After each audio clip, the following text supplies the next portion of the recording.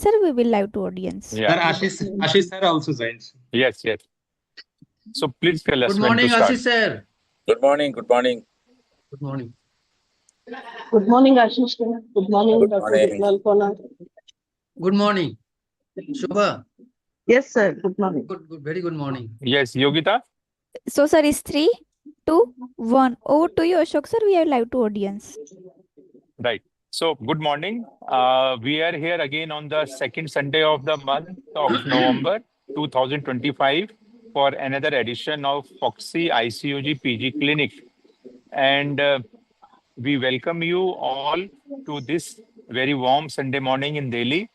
And at the outset, I would like to express our sincere gratitude to President FOGSI, Dr. Sunita Tendulkarkar, for allowing us and giving us this opportunity to continue with this PG program, which is going on for last 4 years. I am also thankful to Dr. Parag Biniwala, chairperson of ICOG, who is continuously supporting this program and encouraging us throughout this whole year. I am also thankful to my colleagues, Dr. Ashish Mukhopadhyay and Dr. Hafizur Rahman, who are playing their important role in shaping up this program from the beginning concept up to the execution and till Sunday afternoon 2:30 p.m. every month. I'm also thankful to our Secretary General Suvarna Khadilkar and our Secretary of ICOG, Dr. Sarita Bhalerao, for continuously helping us and supporting us this program.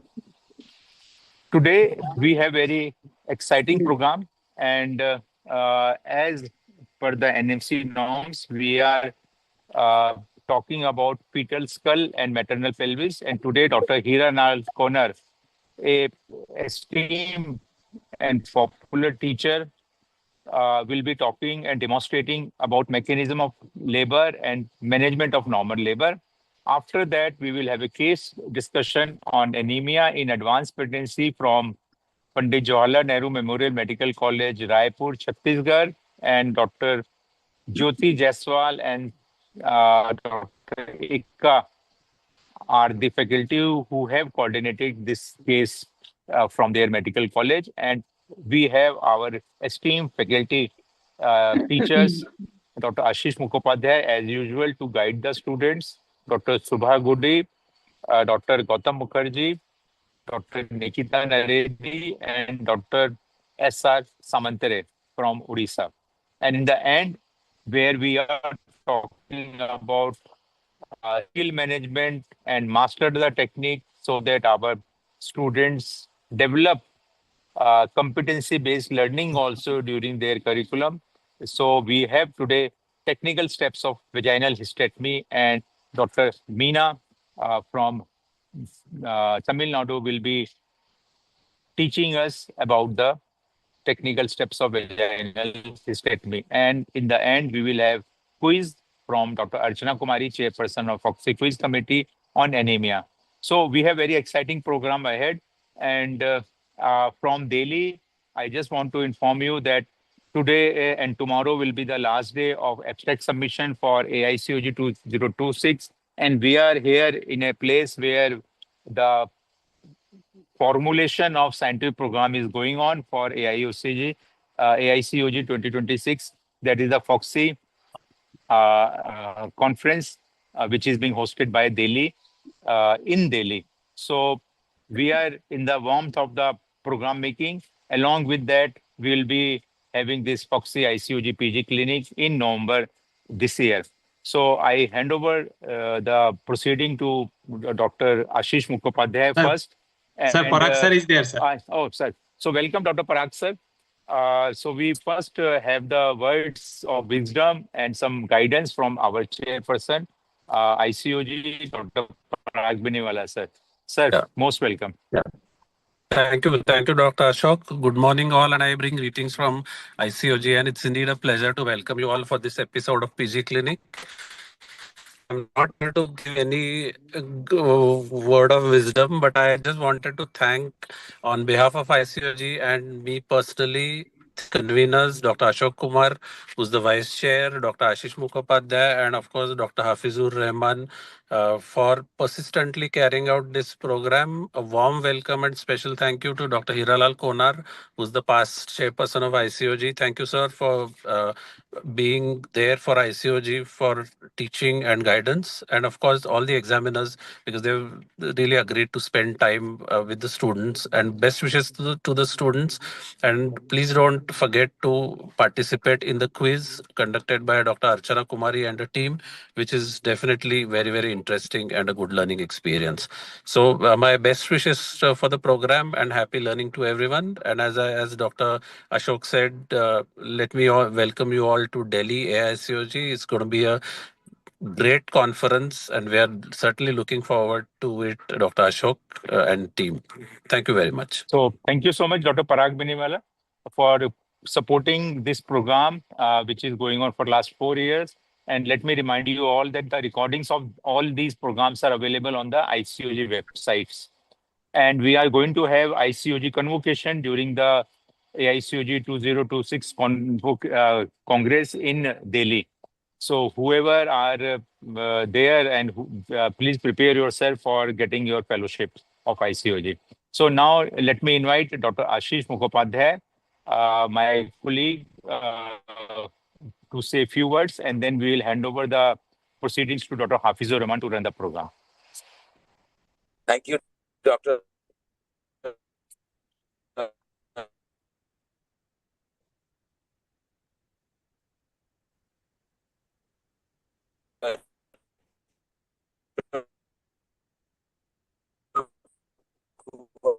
Audio. So not getting your sound. Audible. I hope I'm audible. Yes, sir. So may not permit clear voice. So during the submission of paper, actually my network may fail. I'm very low. Hafizur, can you hear me? Yes, sir. Please go ahead. We can hear now. Okay. So as I said, the network is faltering because I'm traveling from our FOGSI conference at Shillong to Guwahati on the way back to Kolkata. I also met our ICOG chairperson, Dr. Parag Biniwala there. We had good time, and Hafizur there. So it was a very useful conference.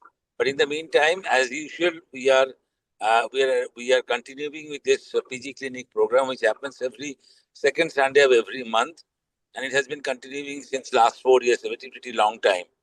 And you already know that we have added the fourth component of quiz a few months ago, and that has made the program more interesting. But the basic structure of the program still remains.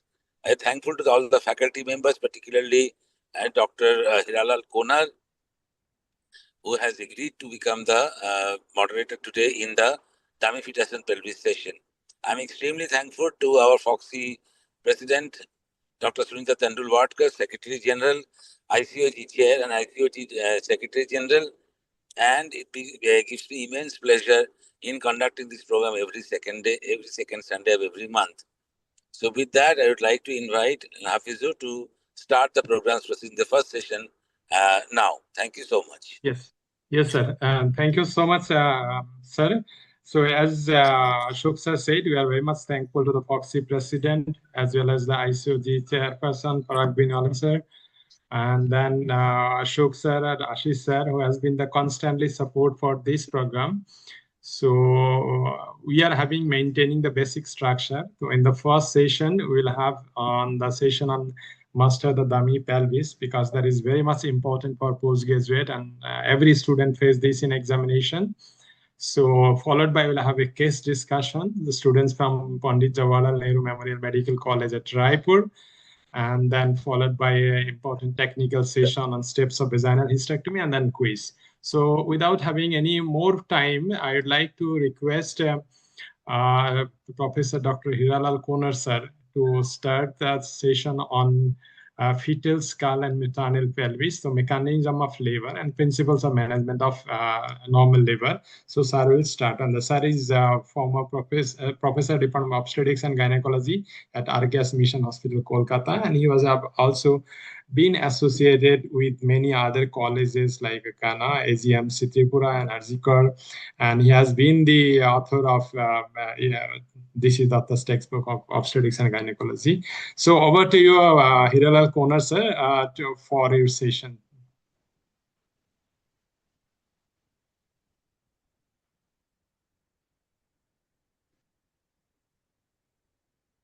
Konar sir?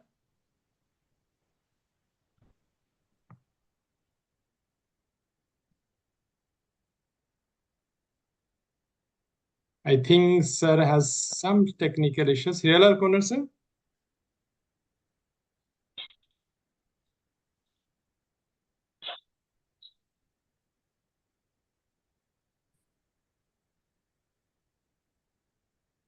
I think sir some network issue. Yes, just Ramnath, can you just have contact Konar sir?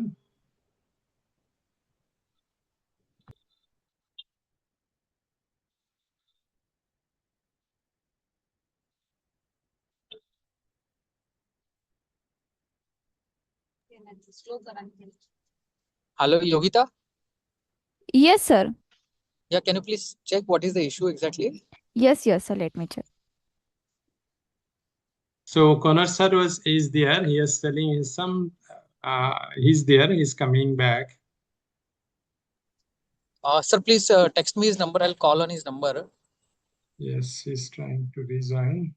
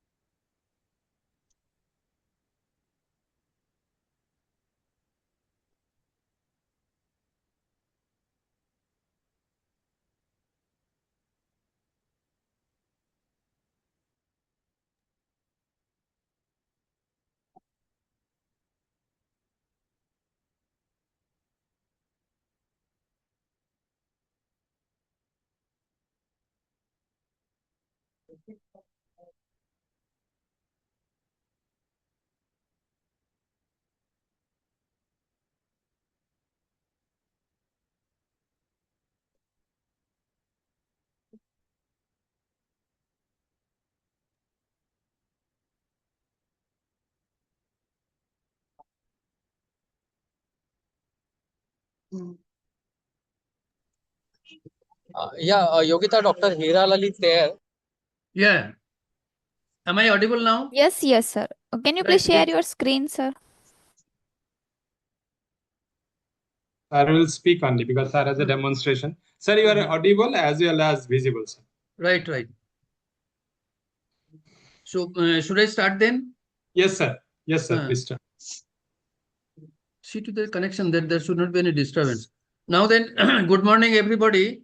We are having the basic workshop, on the topic of fetal skull and maternal pelvis in terms of the mechanism of labor.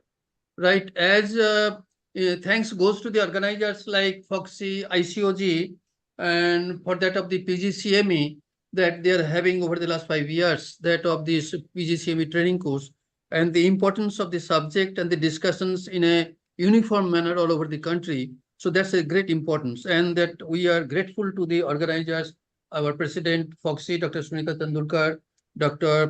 ICOG chairperson, Dr. Parag Biniwale, and that of the ICOG dignitaries like Professor Ashok Kumar, Dr. Hafiz, Professor Ashish Mukherjee, and that of the other organizers, Sarita Valera, and all are involved there. So to talk about the basic course means that basic understanding of that of the anatomy of the pelvis and that of the mechanism of labor, so that we know that of this pelvis adequacy, fetal skull related association like flexion, deflection, position, all these things, and that of the mechanism of labor, that the way the labor progress is smoothly going on, or we need to intervene, or we need to assess the pelvic capacity, all these things. So to sum it up, that simple understanding of that of the anatomy of the pelvis fetal skull and that of the mechanism of labor that we should know, so that the labor process is smoothly continued. As an expert during the works in the labor ward, we know the situations and we can make the decisions to involve the seniors when needed. With this, I will talk first about the, I have been told by Professor Hafiz and Professor Ashok Kumar that to concise in a way, because important area that we will highlight regarding the fetal skull.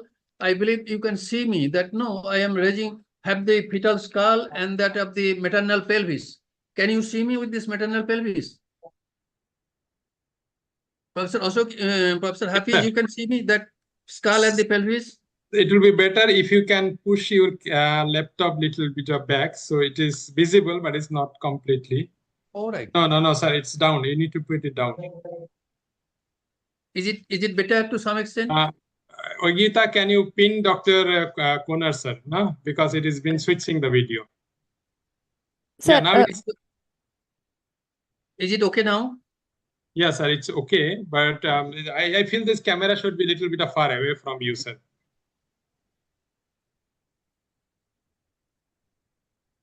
okay, perfect, sir. Is it Yes. okay? I am pushing the camera away from me. Yes, sir. Yes, sir. Right, you are. Now then, to talk about the fetal skull, you know, there is a common train or the common procedure that put the index finger over the foramen magnum. And when you are showing the mechanism of labor, you have to rotate the fetal skull accordingly that this mechanism normally goes. Now to talk about the fetal skull, in general, we all know that there are several bones. The bones are the pliable and the tabular bones on the fetal skull, so that some amount of gliding movement, some amount of compression effect is there during the course of labor, and fetus can withstand that sort of compliance and the compression over the fetal head. To talk about the fetus, that the different bones are there. To talk about the different bones, you see, anteriorly, these are the frontal bones on either side, separated by the frontal suture. And posteriorly, you see, there are the two parietal bones, one on either side, and that of the sagittal suture. Midline, there is the sagittal suture. Posteriorly, there is the occiput.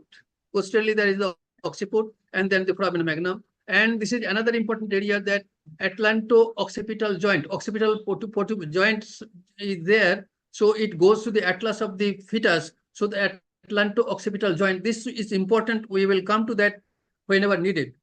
Now with this, that of the fetal skull, you see the bones are joined together with suture lines. Now then, if you see the two frontal bones on either side, the frontal suture, and here is an area, we call it bregma or anterior fontanelle. Anterior fontanelle or bregma is the junction of the four bones, one on either side, the frontal bones, and that posteriorly, one on either side, the parietal bones. In between the frontal bones, this is the frontal suture. Posteriorly, between the parietal bones, that is the coronal suture. And on either side, this is the coronal suture. On either side, between the parietal bone and the frontal bone, the coronal suture, and this is the sagittal suture that I am showing you between the two parietal bones. This is the sagittal suture. Now, in front, between the two parietal bones behind and two frontal bones anteriorly, the quadrangular area is known as the anterior fontanelle or bregma. So this is important. During the course of labor assessment, we need to have the idea, because of the, we have got the concept that this is the quadrangular area anteriorly between the parietal bones behind and the frontal bones anteriorly, quadrangular area, and the floor is formed by the membrane. So you can, during the course of labor, you can fill the anterior fontanelle with the same quadrangular area. Here is a posteriorly, there is the another triangular area. This is called the posterior fontanelle, or that of this, this is the posterior fontanelle between the junction of the parietal bones, one on the other side, and the occipital bone behind. So this is the anterior fontanelle and the posterior fontanelle, and the different diameters that we need to know. The sagittal sutures I have told you, the frontal suture or that of the sagittal suture, the coronal suture, and that of the lambdoid suture posteriorly. Posterior fontanelle above is that of the sagittal suture, and on either side is that of this lambdoid suture.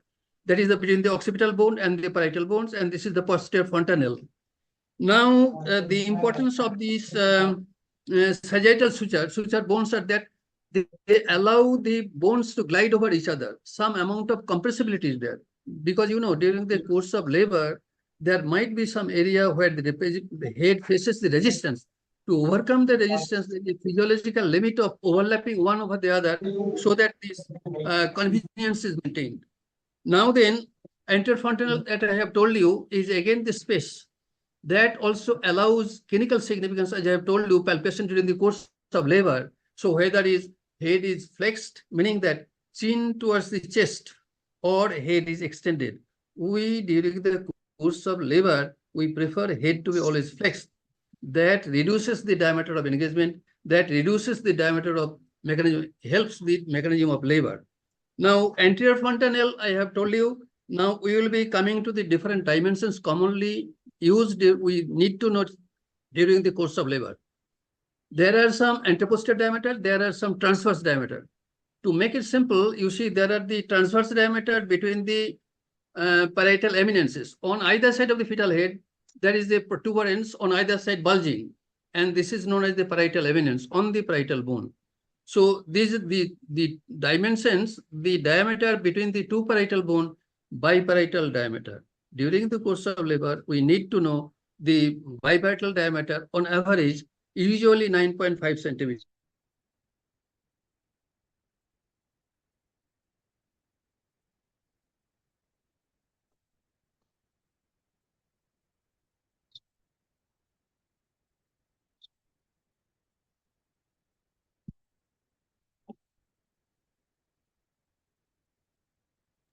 Hello.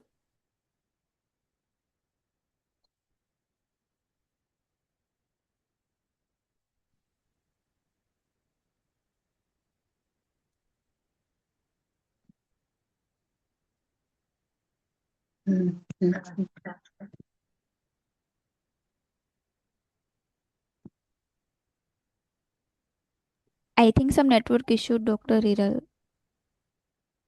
Yes, yes, we are not able to listen to Dr. Konal.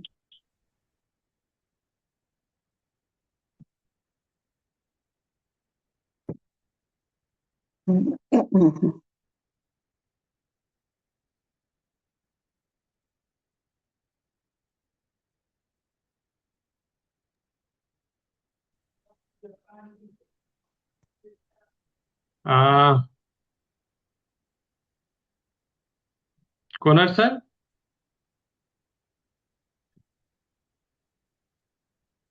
No, sir, he's not able to connect. He's having issues with his network, I feel.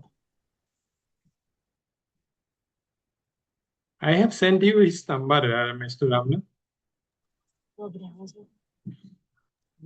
Yeah, let me call him once again. No, I think he has joined again. Just check.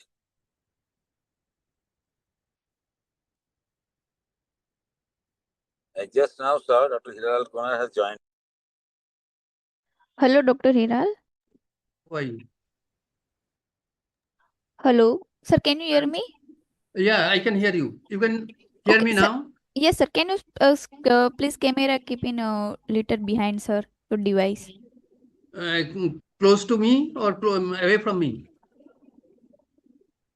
Your laptop, sir. Is it better or? Yes, sir. Right yes, sir, now. it's better, but you are getting disconnected, sir. I don't know what is the network issues. Yeah, that's the problem. I don't know. Sir, you can push the camera from you, actually. We need to have a better... Towards me? No, away from you, sir. Away from you. Yeah, it's okay. Right, or you can push down the screen little bit of down, sir. No, down, opposite direction. Is it better? Yes, sir. Right, you are. Now then, that what we are talking about the different diameters. Now that biparietal diameter, 9.5 centimeter. Another diameter, transverse diameter is important.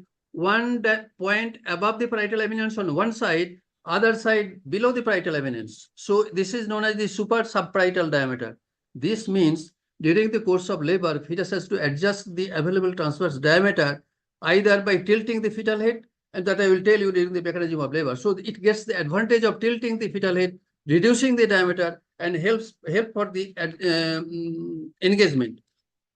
Now there is one word that we often call it the molding. Molding is that of the mechanism, alteration of the shape of the fetus. Of alteration of the shape of the fetal skull, this is known as the molding. What I mean is this, when during the course of labor, when the fetus head negotiates within the pelvis, there is compression over the pelvis and that of the bones. So to overcome that, there is overlapping of one bones over the other, I have told you. And there is again, during the process of engagement, like that occiput anterior position, when the head engages, there is compression effect over the suboccipitobregmatic diameter. This is the anteroposterior diameter during the course of engagement. There is corresponding elongations of the mentovertical diameter, because one diameter when compressed, there is some space available to accommodate the fetal head during the course of labor, mentovertical diameter. In this way, mechanism of labor, the engagement occurs. Now, important diameters, I have told you, biparietal diameter, suprasubparietal diameter, suboccipitobregmatic diameter. Here is the occiput bone. So the occiput and subocciput, below the point of occiput is the subocciput, occipitofrontal, occipitobregmatic diameter, suboccipitobregmatic diameter, point below the occiput, subocciput, and anterior end of the bregma, suboccipitobregmatic diameter 9.5 centimeter. There are few diameters 9.5. Suboccipitobregmatic diameter is 9.5 centimeter. Biparietal diameter is 9.5 centimeter. Another diameter, suboccipitofrontal diameter, occiput below the point, subocciput, again then anterior end of the anterior fontanelle. This is the anterior end of the bregma, that is subocciput frontal diameter. This is 10 centimeter. So these are the, now then another diameter there between the mentum and the highest point on the sagittal suture, mentovertical diameter. This is the highest diameter, and this is the usually this is 14 centimeter. There is no such diameter in the pelvis, 14 centimeter to accommodate the fetal head. So 14 centimeter or that of this brow presentation, we don't allow during the course of labor, mentovertical diameter. Now, submentobragmatic diameter is another diameter, mentum below the floor of the neck and floor of the mouth and the root of the neck. This is the submentum, arbitrarily. So submentobragmatic diameter, anterior margin of the foramen magnum, and that of the highest point, this bregmatic diameter on the bregma, this is the submentobragmatic diameter, 9.5 centimeter. There are several diameters convenient, 9.5 centimeter, that helps in the accommodation of the fetal head during the course of labor. Now, here is a word that is called that of the caput succedinum. Caput is the accumulation of fluid scalp within the layers of the scalp during the course of labor. So there happens that some amount of fluid accumulates with the layers of the scalp, and that is manifested clinically when you do the pelvic examination, some amount of edema over the scalp. This is normal phenomenon. This happens because of the when the cervical rim for some period of time, stagnation of the fetal head during the course of labor or slow labor process, accumulation of the fluid because of the obstructions of the lymphatic as well as the vascular venous drainage over that part, some amount of fluid is collected. It is not that pathological unless it is a bigger one, progressively increasing. That increase indicates that obstruction is there. Now then, we will be moving on to the pelvis, anatomy of the pelvis. To give you some idea, this is the bony pelvis, and usually we know that it is a female pelvis, gynecoid pelvis. Broadly, pelvis is divided into two parts. One is that of the false pelvis straight above. Another is the true pelvis that we are concerned as an obstetrician, that is the straight below. And the dividing line between the two is the brim of the pelvis.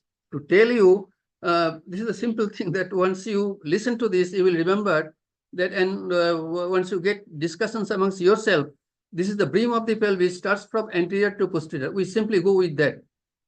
Anteriorly, the symphysis, upper margin of the symphysis pubis. The anteriorly, you see, this is the point is the upper margin of the symphysis pubis, that of the pubic crest. Here, next point is the pubic crest. Then comes the pubic tubercle. Then comes the pectineal line. Then comes the iliopubic eminence. Then comes the iliopectineal line. Then comes the sacroiliac joint. Then thereafter it comes that the anterior border of the ala of the sacrum and sacral promontory to be continued with the similar borders on the opposite side. To repeat it again, just I will go first now. Upper body, the brim of the pelvis divides the pelvis into two parts. One is the part of the pelvis above, that is the false pelvis, part of the pelvis below. Between the demarcations of the brim of the pelvis anatomically starts from anterior to posterior, symphysis pubis, pubic crest, pubic tubercle, pectineal line, iliopubic eminence, iliopectineal line, sacroiliac joint, anterior border of the ala of the sacrum, and the sacral promontory, to be continued with the similar borders on the opposite side. So this is the brim of the pelvis that divides the two parts, false pelvis and true pelvis. Again, then true pelvis has got similar demarcations like brim of the pelvis that we have discussed, that is the brim of the pelvis. Now it comes to the cavity. Pelvis, true pelvis has got some landmarks for that of the brim, cavity, and that of the outlet. Now, what is the cavity? Cavity of the pelvis starts above with that of the brim of the pelvis, below by a plane for the plane of least pelvic dimension. This is important. The segment of the pelvis bounded above by the brim of the pelvis, below by that of the plane of least pelvic dimension is the cavity. Now, what is plane of least pelvic dimension? Plane of least pelvic dimensions, like the brim, it has got some bony landmarks. I will repeat that. I will tell that one. You see, this is the underneath the symphysis pubis. Then comes the epigramus, ischial tuberosity. Posteriorly, it comes straight back to the tip of the sacrum, fifth sacral vertebra.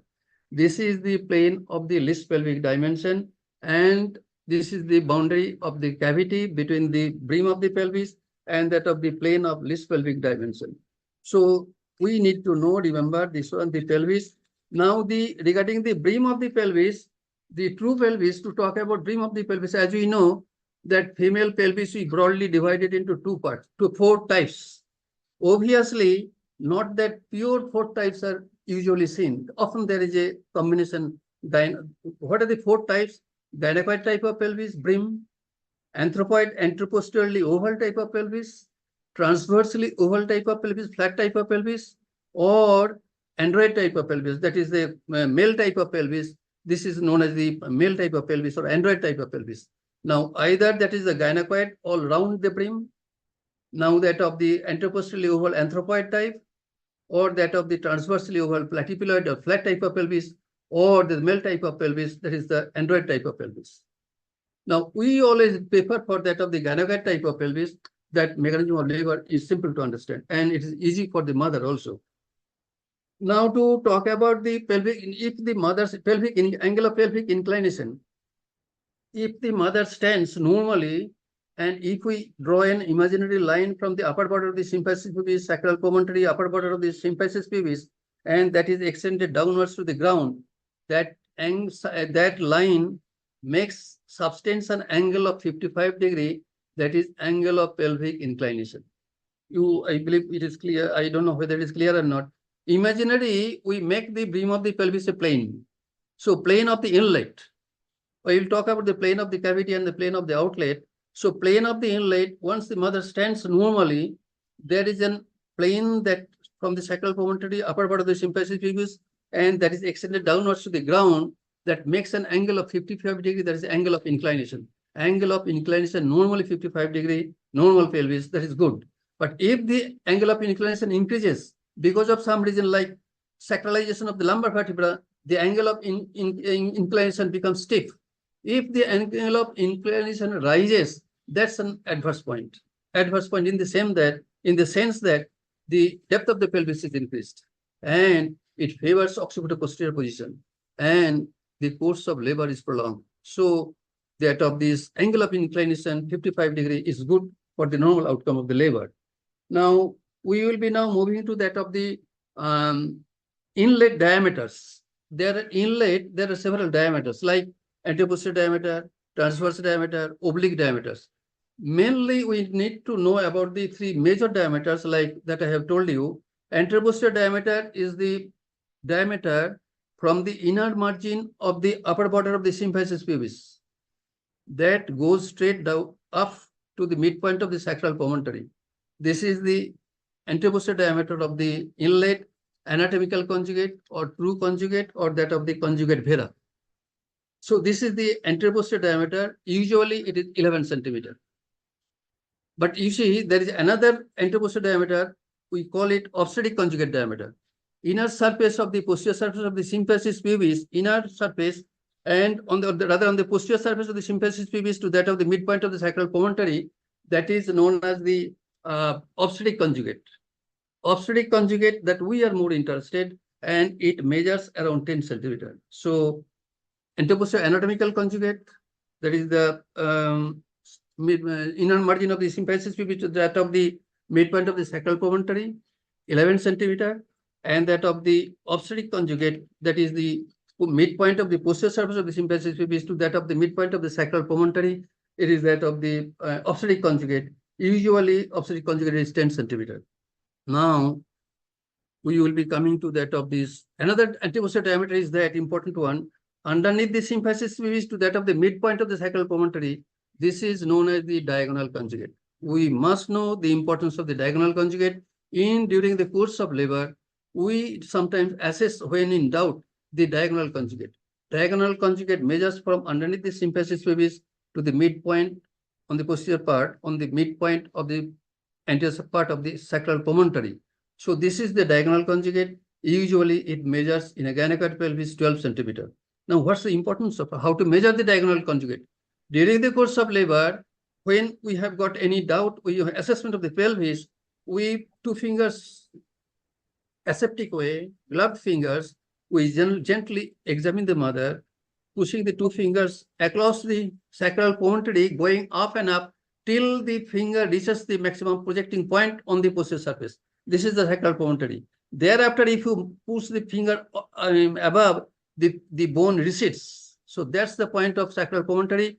In that situation, you mobilize the radial border of the fingers underneath the symphysis pubis and place your finger over there, and you measure it, the distance between the mark and that of the tip of the middle finger. So this is the diagonal conjugate, and it measures 12 centimeter. Sir, just 1 minute.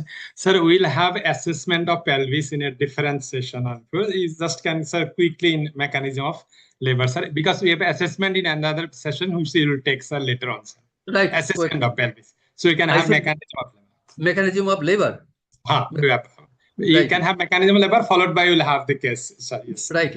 Assessment of labor, because it takes a big, sir, we'll have a different session. That's true. Yes. And unless we got the assessment of the pelvis, probably understanding of the mechanism of labor. Anyhow, yes, sir. For the time's sake, we'll go to the mechanism of labor. Yes, sir. Mechanism of labor, that means I have to take both together.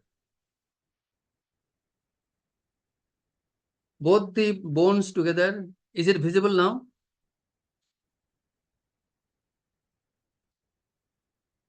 Dr. Hafiz?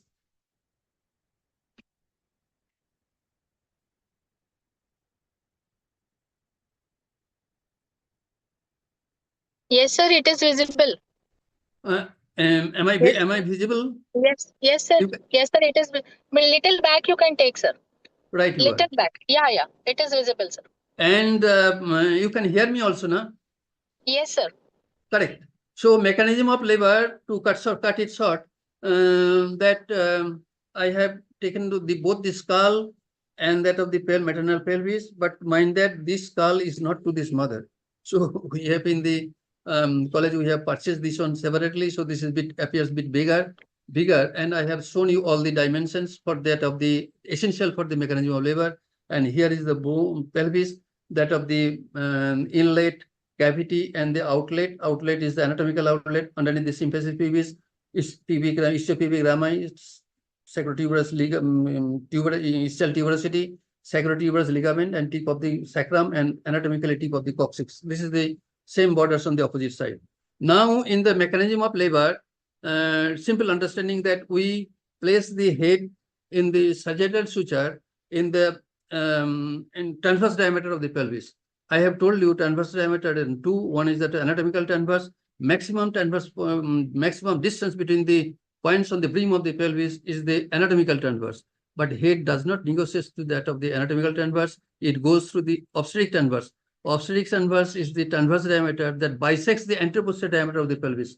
the diameter that bisects the anteroposterior diameter of the pelvis, that is the obstetric transverse diameter. Now then, mechanism of labor means that the series of changes that takes place in the fetal head in a way of adaptation to the maternal pelvis and going outside the world. So during the course of labor, the series of movements that take place in the fetal head in a way to traverse the maternal pelvis, butt passage from the brim to the outside world. So the different areas that covers that we will discuss. So usually head engages in the transverse diameter of the pelvis. Sagittal suture remaining in the transverse diameter of the pelvis usually, but at times it may be anterior diameter of the iliopubic eminence, that is the right oblique diameter. Head often negotiates with the transverse diameter of the pelvis, aligning with the available transverse obstetric transverse diameter of the pelvis, or at times that of the right oblique diameter, meaning that occiput in the left iliopubic eminence and the sinciput in the right sacroiliac joint.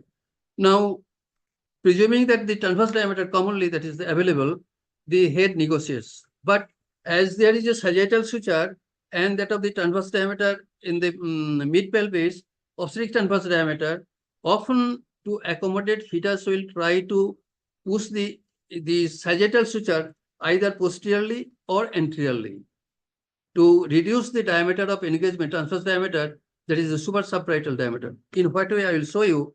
Say, for example, the transverse diameter, head is negotiating, head in the sagittal suture moves in the anterior segment. In that case, the posterior parietal bone goes down in the sacral hollow, below the sacral promontory. Once that it has gone below the sacral promontory, it will take the help of the sacral promontory to negotiate the anteroparietal bone downwards. This obliquity, meaning that when the sagittal suture goes anterior segment of the pelvis, pushing the posterior parietal bone, it is known as the posterior parietal presentation or posterior asynclitism. Am I clear then? So during the course of labor, sagittal suture remains in the transverse diameter of the pelvis, obstetric transverse diameter of the pelvis. During the course of labor, head will try to tilt anteriorly, pushing the sagittal suture anteriorly, pushing the posterior parietal bone downwards.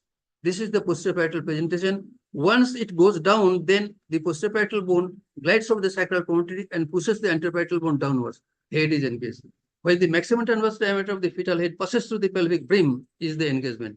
So once the head is engaged, one problem is over. It's a major, usually engagement for that of this primigravida, usually third trimester like that of the 38, 39 weeks before the onset of labor, again, there is engagement.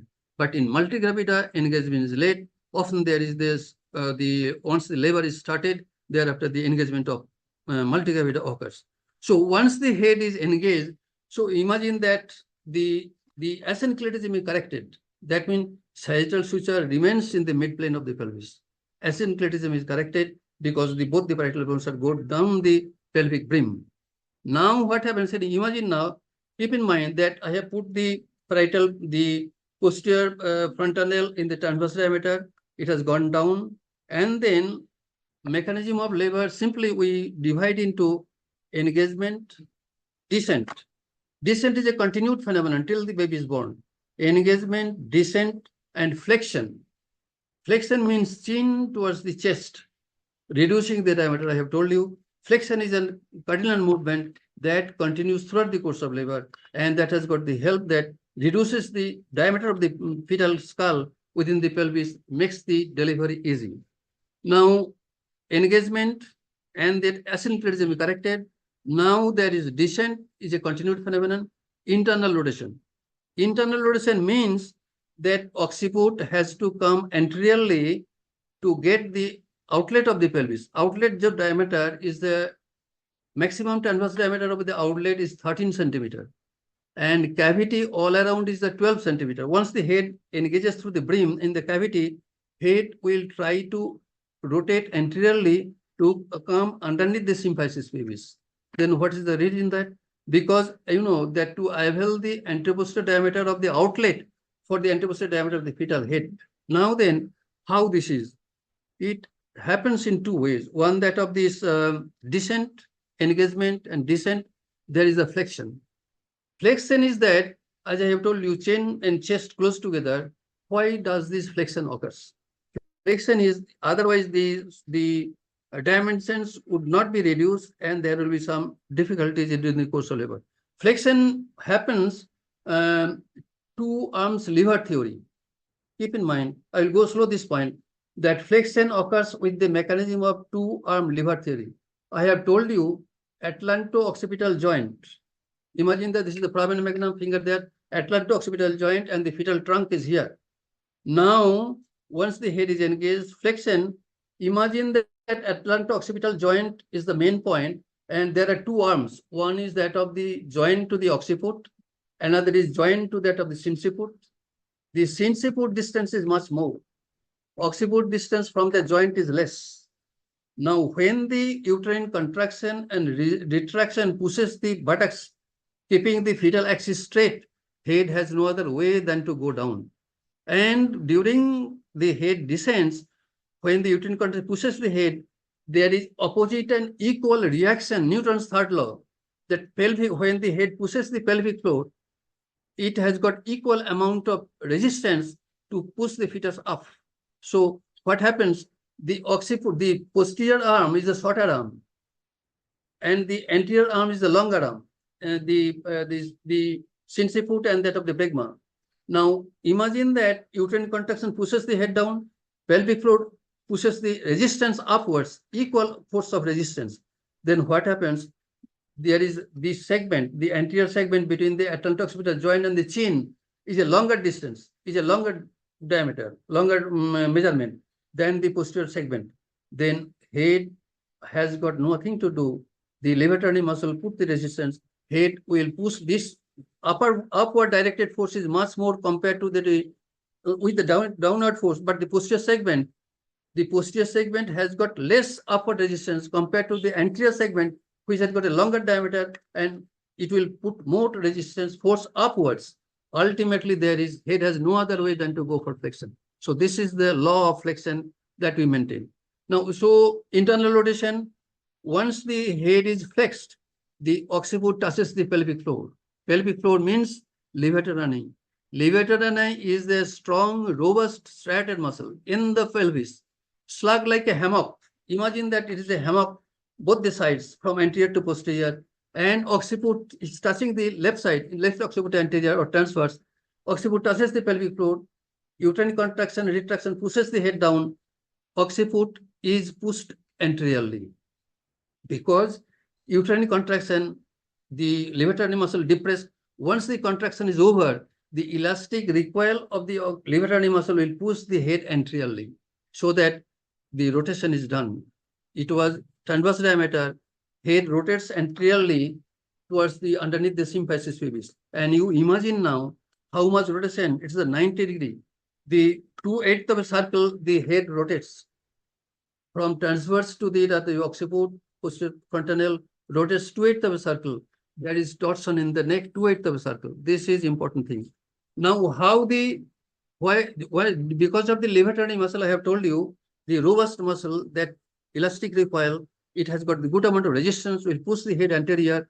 This is the lever theory. There is a flexion maintained, and when levator pushes the head occiput anteriorly, the sinciput comes posteriorly, and it cannot cross to the other side because the opposite levator muscle will put resistance to come to cross that side.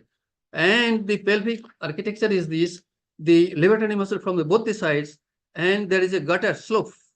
So head has got no other way to cross the midline to go to the other. And the continued contraction will push the feet, push the fetal buttocks down, maintaining the flexion and that of the rotation. But here is an important point. Once the head rotates anteriorly to 2/8 of a circle, there is a 2/8 of a circle, the occiput rotates to go underneath the symphysis pubis.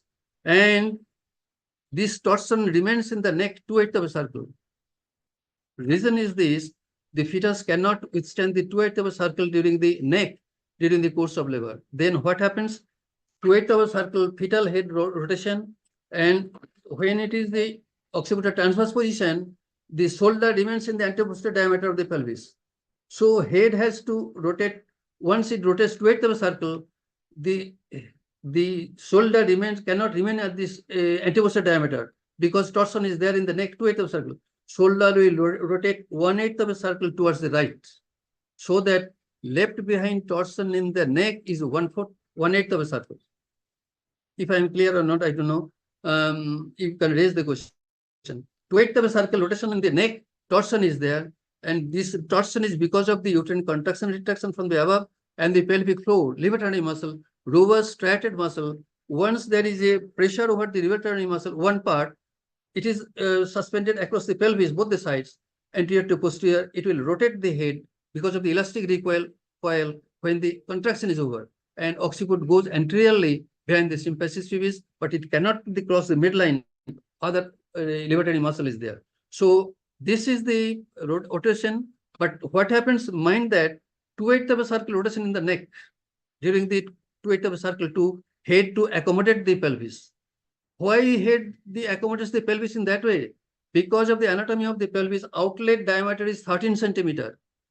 You see, I have told you that anteposterior diameter from the underneath the symphysis to the after ischial to the coccygeus 13 centimeter, and transverse diameter is that of 11 centimeter. So it goes down anteriorly, hinges under the symphysis pubis, and then flexion is there. So further contraction, the head extension, head goes on the internal rotation. There is simultaneous rotation of the shoulder 1/8 of a circle. That was anteposterior diameter shoulder, and because of the rotation, it occupies the left oblique. This is the left sacroiliac joint, left oblique diameter of the pelvis, and further descent, and then occiput hinges underneath the symphysis pubis, and the head is borne by means of extension. You see, extension, first the occiput, then the brow, and then the face mentum. And once the mentum is released, that the head lowers down towards the anterior margin of the anus. And now you see, when I told you that 2/8 of a rotation anteriorly, this the torsion has been counteracted by the rotation of the shoulder to some extent, that of the 1/8 of a circle to the left oblique diameter. So head is born, and once the head is born, the rotation in the neck 1/8 of a circle is released. So there is head is born, there is rotation of the shoulder towards the left. That is the restitution. That is the restitution. And there is, once the head is born, the torsion of the neck is disappears. That is known as the restitution. Followed by that shoulder rotates from the left oblique diameter to 1/8 of a circle to the midline. That is manifested another 1/8 of a circle towards the left side of the mother. That is known as the external rotation. This is known as the external rotation because of the internal rotation of the shoulder. I don't know whether because of the hurry. This is very interesting and geometric. So there is nothing ambiguity. So this is the, to repeat it again, the head in the transverse diameter, and that occiput touches the pelvic floor first, and 2/8 of a circle rotation till the occiput hinges under the symphysis pubis further, and then once 2/8 of a rotation, the shoulder remaining in the anteposterior diameter, it rotates 1/8 of a circle to release the excess of torsion. That means 2/8 becomes now 1/8. That baby can sustain. Once the occiput hinges under the symphysis pubis and the head is borne by means of extension, first the occiput, then the brow, then the face, and the mentum is released. Mentum comes to that of the anterior margin of the anus, and then head is born. Then internal rotation of the shoulder disappears. That is the restitution. And then once the neck is born, there is shoulder comes from the left oblique diameter, another 1/8 of a circle to the midline, anterior shoulder hinges under the symphysis pubis. That is, once the shoulder rotates, there is another 1/8 of a circle to the left. That is the external rotation. External rotation of the fetal head is because of the internal rotation of the shoulder. This is clear. And then anterior shoulder hinges under the symphysis pubis, and the trunk is borne by means of flexion. This is very clear geometric relationship with the pelvis and the fetal head. So head is baby is born. So in sum, that mechanism of labor with the dimensions of the pelvis and that of the fetal head, and crowning, there is a word called crowning, because once the head goes down within the pelvis, normally head goes down. with that of the uterine contraction and retraction. Once the contraction is over, retraction initial phase is not that much. Once the contraction is over, the head comes up again. This is called the phenomenon of the reversible phenomenon. But crowning means once the head goes down with the sustained retraction, there is no way of recession of the fetal head coming back again. So this is known as the crowning, and head by that time has got hinges under the symphysis pubis, and by means of extension, the head is born, occiput, and the sinciput, the face mentum is released, and the head is born. And then rotation of the anterior shoulder, 1/8 of a circle that was shifted to the left oblique diameter, it rotates 1/8 of a circle. So the anterior shoulder hinges under the symphysis pubis, anterior shoulder is born, followed by that of the posterior shoulder. So then lateral flexion with that of the external rotation, and trunk is born by means of the lateral flexion, and entire body is delivered. So this is the mechanism of labor. What I said, if anything has got query, probably we can discuss. And the dimensions has to be understood, and the rotation. The outlet has got this advantage, or rather the provision, that once the head rotates, the bilateral diameter rotates, the head cannot come back again, because the nature of accommodation of the fetal head, long axis of the fetal head accommodates in the anteposterior diameter of the outlet. Anteposterior diameter of the outlet is 13 centimeter. Biparietal diameter is 9.5 centimeter. Imagine the pelvis, the bispinous diameter 10.5 centimeter, and anteposterior diameter is a 13 centimeter. So once the head goes down, so it accommodates with the natural accommodation of space, anteposterior diameter and the transverse diameter. So further process goes on. Crowning, there is no recession of the fetal head, because even if the contraction is over, that means labor process is a continued process, and the retraction does not allow the fetus to come back again.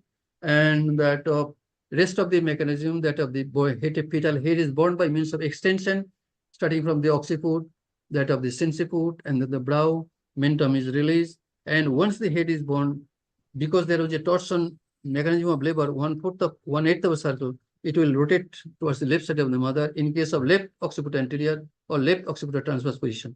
Now, as you have told that this shoulder is that the left oblique diameter of the pelvis during the mechanism of labor. Once the head is born, neck is born, the torsion is released, shoulder will rotate anteriorly 1/8 of a circle to accommodate the anteposterior diameter of the outlet, 13 centimeter. So it goes down and it hinges under the anterior shoulder, under the symphysis pubis. Anterior shoulder is born, trunk is born by means of lateral flexion, and this is in short that of this mechanism of labor. If anything, thank you so much. Yeah, thank you so much, Konar sir, for your exceptional demonstration, as well as the covering all the basics on mechanism of labor. I know we will have a continuous session on that, and we'll have continue in the next session from now here onwards. And I am sure the student has become greatly benefited from this. And since these sessions remains in recording, and later on the students can go through also, and we'll have follow this session with Konar sir also, as well as in some future sessions as well. Most welcome. Yes, sir. Thank you so much, sir. This is a continuous program. So next we'll have our next session. Yeah, thank you so much, sir. Thank you. Sir. So next we'll have an important case discussion, and the case discussion students from Pandit Jawaharlal Nehru Memorial Medical College, Raipur, Chhattisgarh. They will have a case of anemia in advanced pregnancy, and the PG students are Dr. M. Soni Ratnakar and Dr. Namrata Devabhutuni, and we have been well guided by their faculty, Professor Dr. Jyoti Jaiswal, Professor and Head, and Dr. Suma Belgin Ikka, she is Associate Professor. So we are thankful to the students as a professor for here, and we are more than thankful to our faculties, including Dr. Ashish Mukhopadhyay sir. Sir is always there. His principal professor, CSS College of OB-GYN, Child at Kolkata. And then we have always encouraging Dr. Shobha Gudi madam. Madam is senior consultant Manipal Hospital, Bangalore. Then we have got a Gautam Mukherjee, Dr. Gautam Mukherjee sir. Sir is professor at North Bengal Medical College and Hospital, professor and head, in fact. Then we have Dr. Nikita Naredi, although she told she may not be able, but she wanted to join a little later on. Then we have Dr. Shivaranjan Samantre. Dr. Shivaranjan is professor at IMS and Sam Hospital, Bhubaneswar, Odisha. So I'd like to request Dr. M. Soni and Dr. Namrata to share their screen. And at the same time, I'd like to request the faculties, Shish Mukhopadhyay sir, Dr. Shobha Gudi madam, Dr. Gautam Mukherjee sir, Dr. Nikita and Dr. Shivaranjan to take the session forward and crossing for the exam, the students. Over to you, all the faculties, please. Good afternoon to all the faculty and all the online presenters. Thank you for this opportunity for presenting a case on anemia at this platform.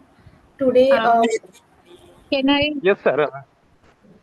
Yes. I do not know, sir. Am I visible or Yes, not?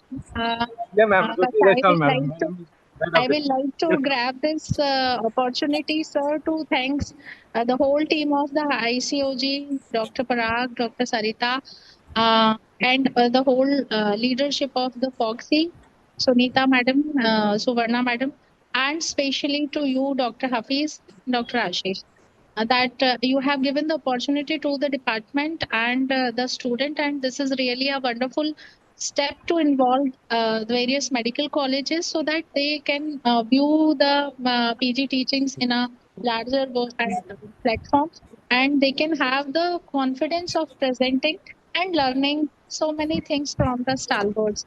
My sincere thank to Dr. Hiralal Kunar sir. I was listening to him, and it's always a very pleasant this thing to listen to him. And I have said to my UGs also to join this webinar. Thank you so much, Hafiz sir, for involving our department once again, and best of luck to my students. Thank you, sir. thank you. Thank you, ma'am. Shobha madam, and Ashish sir is also there, Dr. Gautam sir, and Dr. Shubharanjan. Over to you, all of you, please. Thank you, and good afternoon to everybody on the board. Thank you.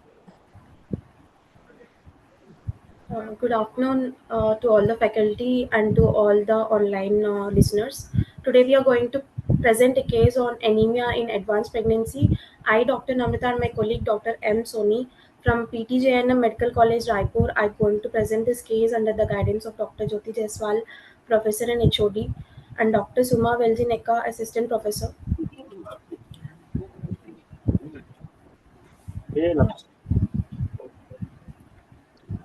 Mrs. V.S. of age 26 years, resident of Belkand, Basna, Chhattisgarh, occupation homemaker, of caste Sahu and religion Hindu, of education 8th standard, socio-economic status being upper lower class according to modified Kuppuswamy scale, with married life of 8 years, non-consanguineous marriage. Her obstetric score being Gravida 3, Para 2 and Live 2, LMP of 26 February 2025 and EDD of 3rd December 2025. Gestation age being 35 weeks 3 days. She came with the chief complaint of 8.5 months of gestation with easy fatigability on exertion and weakness since 2 months, which has aggravated in the last 1 week. History of presenting illness: patient was apparently alright, then she developed complaint of weakness and easy fatigability on exertion, increasing progressively since 2 months. She had no complaint of breathlessness, palpitation, swelling, loss of appetite, yellow discoloration of sclera or skin. There are no history of passage of worm in the stools, fever with chills, cough with expectoration, or any bleeding manifestation. Menstrual history: age of her menarche is 12 years. Her past cycles were regular of 28 to 30 days cycle, of 5 to 6 days bleeding using 1 to 2 pads per day of regular size. There is no history of heavy bleeding, dysmenorrhea, and passage of clots. History of present pregnancy: in first trimester she had spontaneous conception and diagnosed at 2.5 months of amenorrhea by urine pregnancy test at home. Pulse, BP and weight were checked at Anganwadi and was advised to visit nearby government health center for antenatal investigation, but she was not compliant. She had complaint of nausea and vomiting on and off, not hampering her daily activities. Therefore, she did not take any medication for the same. No antenatal visits in the first trimester, no blood investigation, no dating or NTNB scan were done in her first trimester. She was not on any folic acid supplementation, no history of blood transfusion, fever or rashes, and no history of radiation and drug exposure. No history of bleeding or discharge for vaginum or burning micturition. In second trimester, she had quickening at fifth month, single booster dose of injection TTs taken at fourth month. Patient had complained of nausea and bloating with the intake of iron, folic, and calcium supplements. Therefore, she did not consume them regularly. Single ANC visit at her nearby CHC in her second trimester. No history of any high BP recorded, where she was advised for investigation and was prescribed supplements, but she was not compliant. No blood investigation were done, no anomaly scan was available, no history of fever, breathlessness, headache, swelling of feet. No history of bleeding or leaking per vaginum or burning micturition, and no history of blood transfusion. In third trimester, she was perceiving adequate fetal movements and gradual increase in the abdominal size is seen. Irregular intake of iron, folic acid, and calcium supplements due to on and off nausea and bloating. She came to stay at her mother's place at Raipur in Gudiari few days back. As she had complained of progressive weakness and easy fatigability, she went to FOGSI Gudiari, where she was investigated, and her HB was found to be 6.6 gram per deciliter, for which she was referred to her institute for further management. She had no complaint of abdominal pain, leaking, and bleeding per vaginum. Her USG suggestive of single live intrauterine fetus, cephalic presentation, 34-week, 3 days period of gestation, corresponding to gestational age, and no fetal growth restriction. Her past obstetric history suggests first pregnancy at 2020. No antenatal events were observed and no events in the labor. She went into spontaneous vaginal delivery, and her puerperium was uneventful and delivered a female child of 2.7 kg who cried immediately at birth and breastfed immediately and active and well. And second pregnancy was at 2023. No events in the antenatal period, and her labor was uneventful with the method of elective cesarean section at term in view of breech presentation. Her puerperium, she received 2 units of RCC in the postpartum period and delivered a male child of 3.1 kg who cried immediately at birth and breastfed actively immediately after birth, who is alive and well. Her past history suggests no history of any medical or surgical history, and family history there are no history of any hemoglobinopathies or any other inheritable diseases. Functional history, no adequate sleep, normal bowel and bladder habits were present. In personal history, there is no history of any allergy and drug addiction, and she was not on any medication. In dietary history, she had mixed diet and consumes 2100 kilocalorie per day with a calorie deficit of 380 kilocalorie per day, according to ICMR recommended dietary allowance for an expectant mother 2020.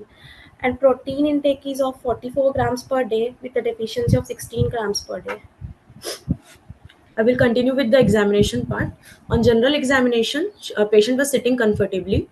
She was conscious, oriented to time, place, and person. Average built and nourished. Height is 153 centimeter. Her pre-pregnancy weight was 52 kg. Her present weight is 60 kg. And her pre-pregnancy BMI was normal, 22.6. Hydration adequate. On examination, hair texture normal. Pallor seen in lower palpebral conjunctiva and nail buds, palms, and dorsum of tongue. Orodental hygiene was fair. No signs of glossitis, angulostomatitis, chillosis. On examination, no neck swelling, no dilated neck vein seen. No any palpable lymph nodes noted. Brittle nails are seen. Icterus clubbing was absent. Mild bilateral pedal edema of pitting time present at the level of ankles. No any leg ulcers seen. Her vitals being temperature 98.6 degree Fahrenheit. Pulse rate was 84 per minute, which was regular, normal in volume and character. All peripheral pulses are equally felt. Her blood pressure was 110 by 74 mmHg in right arm in sitting position and repeated after 15 minutes. Similar finding in the left arm. Respiratory rate was 18 per minute. SpO2 was 97% under room air and JVP is not raised. On systemic examination, on CNS examination, no focal neurological deficit seen. On cardiovascular examination, S1, S2 was normal and no murmur heard. On respiratory examination, bilateral air entry was normal, no any added sound heard. On obstetric examination, on inspection, abdomen longitudinally enlarged, umbilicus was central and flat, linea nigra and stria gravidarum seen, no dilated veins were present, a transverse suprapubic healthy scar of length of approximately 10 cm noted, no cuff impulse noted, and hernial orifices were free. On palpation, fundal height correspond to 36 weeks, uterus was relaxed, symphysis fundal height was 36 centimeter, abdominal girth was 34 inches. On fundal grips, broad, soft, irregular, non-palatable mass felt suggestive of buttocks.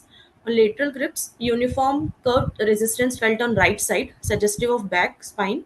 Multiple irregular knob-like structures felt on the left side, which was suggestive of limbs. On fest pelvic grip, that is pollic grip, smooth, hard, globular, palatable mass felt, suggestive of fetal head. On second pelvic grip, first pelvic grip findings were confirmed, head was mobile. Clinically, Liker was adequate, no suprapubic scar tenderness. Effective fetal weight was 2.8 according to Dare's formula. On auscultation, fetal heart sound ausculted within right spino-umbilical line, which was regular 140 beats per minute. On per speculum examination, a cervix and vagina was healthy, no any discharge or bleeding seen. Summary of our case. Mrs. VS, 26 years, gravida 3, para 2, living issue 2, last childbirth 2 years back, belonging to a low socioeconomic status, at 35 weeks of 3 days of gestation, admitted through OPD with complaint of easy fatigability on exertion and weakness since 2 months.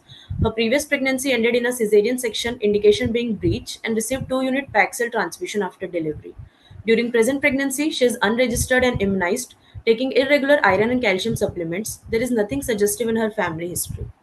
On general examination, she is alert, conscious, and cooperative, of average build, and has severe pallor, normal pulse rate, normotensive with mild pedal edema. No abnormality detected in her systemic examination. On obstetric examination, she presented with a single live fetus with Catholic presentation, height of fundus and symphysis-fundal height corresponding to the period of gestation. Liker was no any painful uterine contractions. No scar tenderness and normal and fetal heart sound heard. Provisional diagnosis is Mrs. VS, 26 years, gravida 3, para 2, live 2, at 35 weeks, 3 days of gestation with one previous section with severe anemia, with singleton pregnancy in longitudinal lie, Catholic presentation, not in labor. Dr. Hirana, you can mute yourself, please.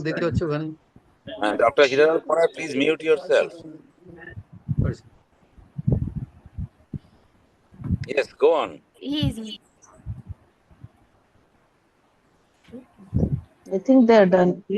Provisional diagnosis of her case, Mrs. VS, 26 years, gravida 3, para 2, live 2, at 35 weeks, 3 days of gestation with one previous section with severe anemia, with singleton pregnancy in longitudinal lie, Catholic presentation, not in labor, not in failure. Thank you. You have written not in failure. What does that mean, not in failure? Ma'am, no signs of any cardiac failure, orthopnea, dyspnea, palpitations. So you have to mention it as yes. Not in congestive cardiac failure. Yes. That is what you expect, right? Yes. And when you say one previous section, what is the meaning of section? Cesarean section. Usually when we have to be very specific and say one previous lower segment cesarean section scar. We don't call it as a section, call it as a scar. Yes. One previous lower segment cesarean section scar. Yes, with severe anemia. So longitudinal. So you can write cephalic presentation. Lie is not necessary because it is a self-implied. If it is, we are saying cephalic. Okay. So you need to become a little more smart in giving your diagnosis. Okay.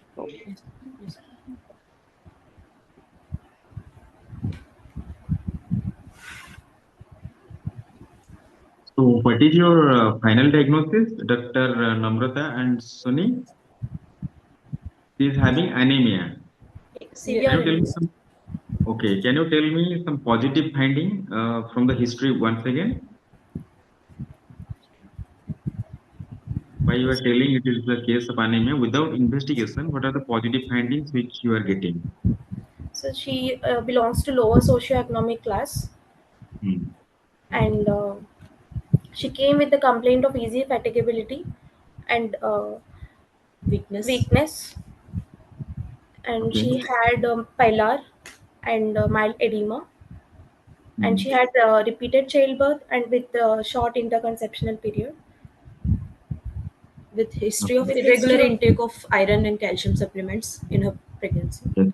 Very History good. of excessive blood loss in her previous pregnancy, which led to transfusion of 2-unit blood post-delivery. And she has calorie deficit and protein deficiency. Okay. So what will you do in this case? So there are two types. First of all, you have to confirm that it is anemia. Yes. Second is, then what is the cause of anemia? So how will you approach the case in this scenario? With 35-week gestational age, with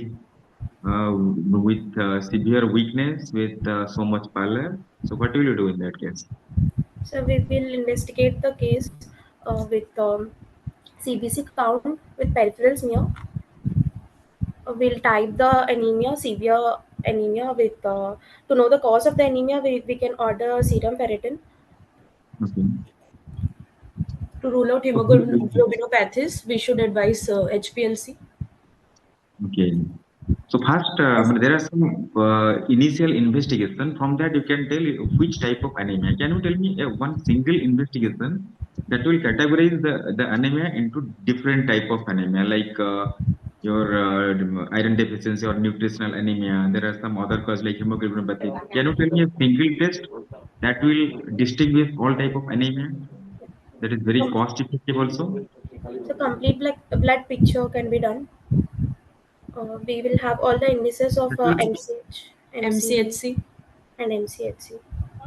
अहिले दिखाउँछ नि यसमा कम्प्लिटेडमा दिखाउँछ है The importance of doing peripheral smear in your case. Peripheral blood film. What information you are expecting from peripheral smear? So microcytic hypochromic anemia, which is seen in iron deficiency anemia. And thalassemia.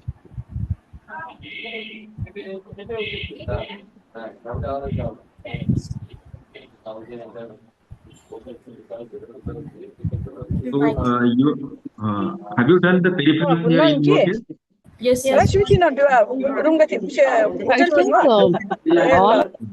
Lot of noise. there's too much disturbance. All of the faculty are requested to know. Why there is so much of disturbance? Admin, See, Namrata and Soni, sir has asked me another question. In fact, The voice was not audible. peripheral smear is a key diagnostic, simple investigations. Yes, Yes. And you should be peripheral smear. In a case of anemia, there are at least 20 to 25 features which can be noted on peripheral smear. So make an attempt, go for it. Start. What all will you see in a peripheral? We can see microcytic hypochromic cells, RBCs. We can see normocytic normochromic RBCs and microcytic RBCs with megaloblasts. And hypersegmented neutrophils can also be seen. Target cells can be seen. Burr cells can be seen. And pencil cells can be seen. In our case, we had microcytic hypochromic anemia. Suggestive of iron deficiency anemia in this patient. Okay. So whenever somebody is asking, so which a single test is very useful to distinguish the type of anemia? There are two things. One is you have to diagnose the anemia, for which you need the hemoglobin estimation. That will give the severity of the anemia. But what is the cause of anemia? For that, you need a simple test, that is a peripheral smear. So that can distinguish your microcytic hypochromic anemia, that may be due to nutritional deficiency, megaloblastic anemia due to folic acid and B12 deficiency. Sometimes you will get also hypersegmented neutrophils, and along with that, you will get some features in hemolytic anemia. You will get some features of hemolysis, and so that simple investigation can give you the clue to the type of anemia, so that you can investigate in that light. Suppose when you are getting microcytic hypochromic anemia, in that scenario, what will you do further? So serum ferritin can be done, which is raised in iron deficiency anemia, which will be normal or increased in thalassemia. This serum ferritin available in your center. or decrease? Is serum ferritin available free of cost in your city? Yes, ma'am. That is why you are actually going too quickly to serum.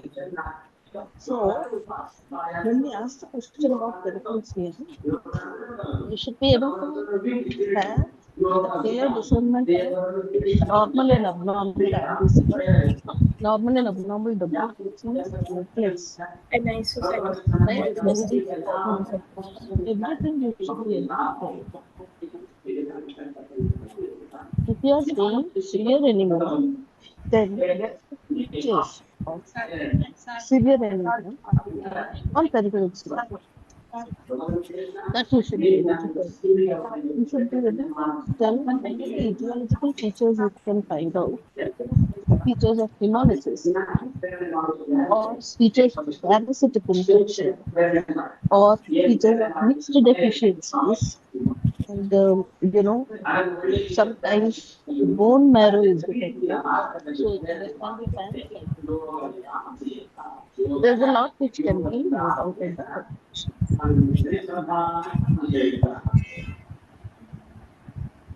Now go to the next line of investigations. In what way will the absolute count and all will it help you? Why you at all? NCHMC, HCMC, is it necessary to do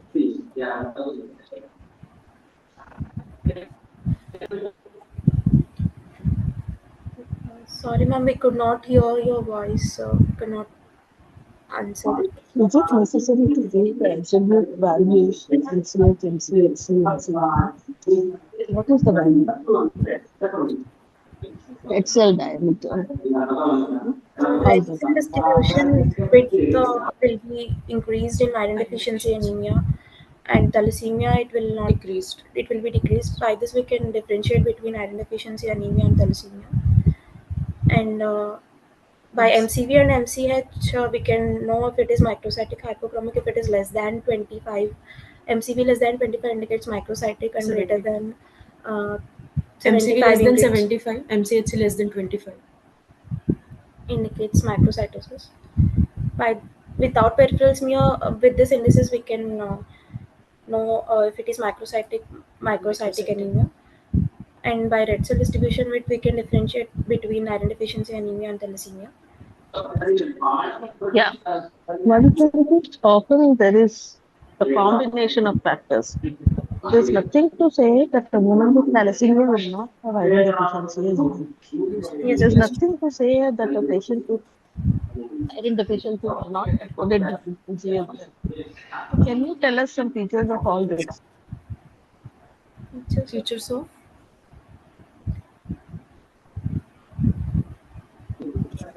Features of mixed deficiencies, no? Folate and iron deficiency. Thalassemia with iron deficiency. I mean, mixed deficiency, there can be dimorphic anemia, where there will be all types of microcytic, normochromic, and microcytic hypochromic, normocytic normochromic, and macrocytic hypochromic type. So hence we can treat this with both folate and iron. patient will also complain of numbness, tingling sensation if there is vitamin B12 deficiency.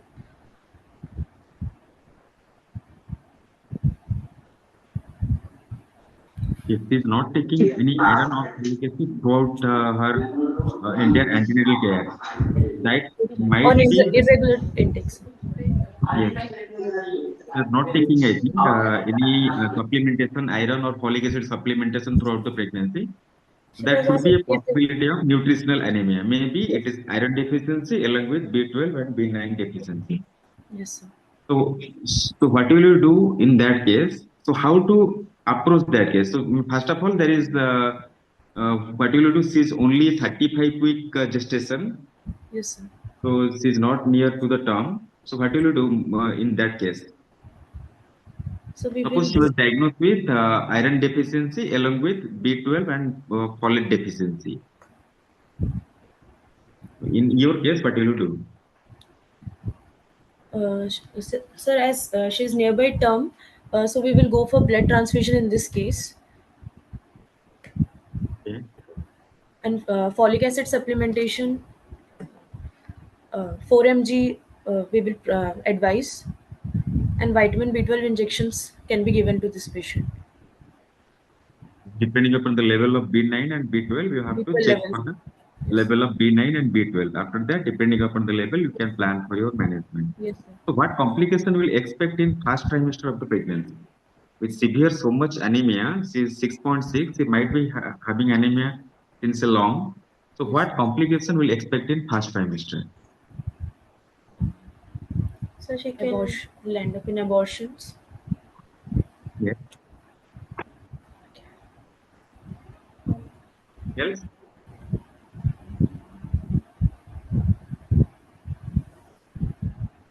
Okay, in second trimester, what complication will expect?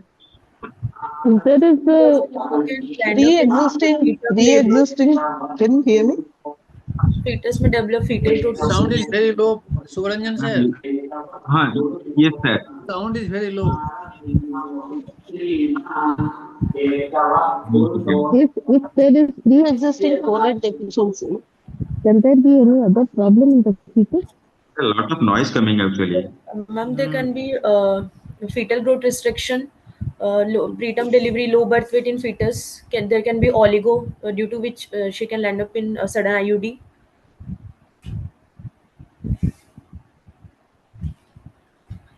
She runs In the higher relation risk to of first infection, trimester. anemia. First trimester folate deficiency. So, ma'am, neural tube defects risk in fetus can be there. Abortion, recurrent miscarriages can be. Yes. Yeah. Continue with the answer. Complications. In first trimester, she can end up in abortion, and due to folic acid deficiency, there could be neural tube defects. In second trimester, there might be fetal growth restriction, and she might, due to very severe anemia, she can go into congestive cardiac failure in her third trimester. Pulmonary edema might develop, and she could have antepartum hemorrhage due to folic acid deficiency. Would there be any reason that despite the moderate anemia, the fetal growth restriction does not occur or fetal anemia does not occur?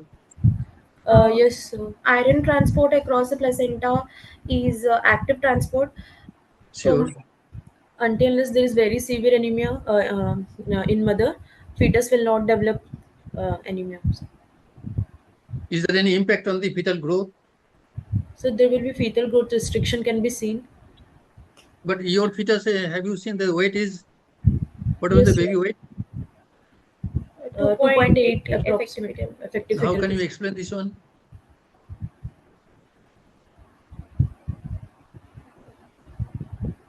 Unless associated with that of the severe type of malnutrition or nutritional defect, usually fetus makes up all these iron, whatever the maternal source is there, it goes to fetus.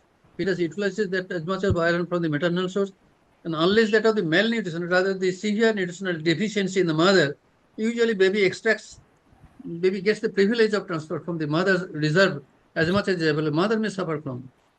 Anyhow, Yes. carry on.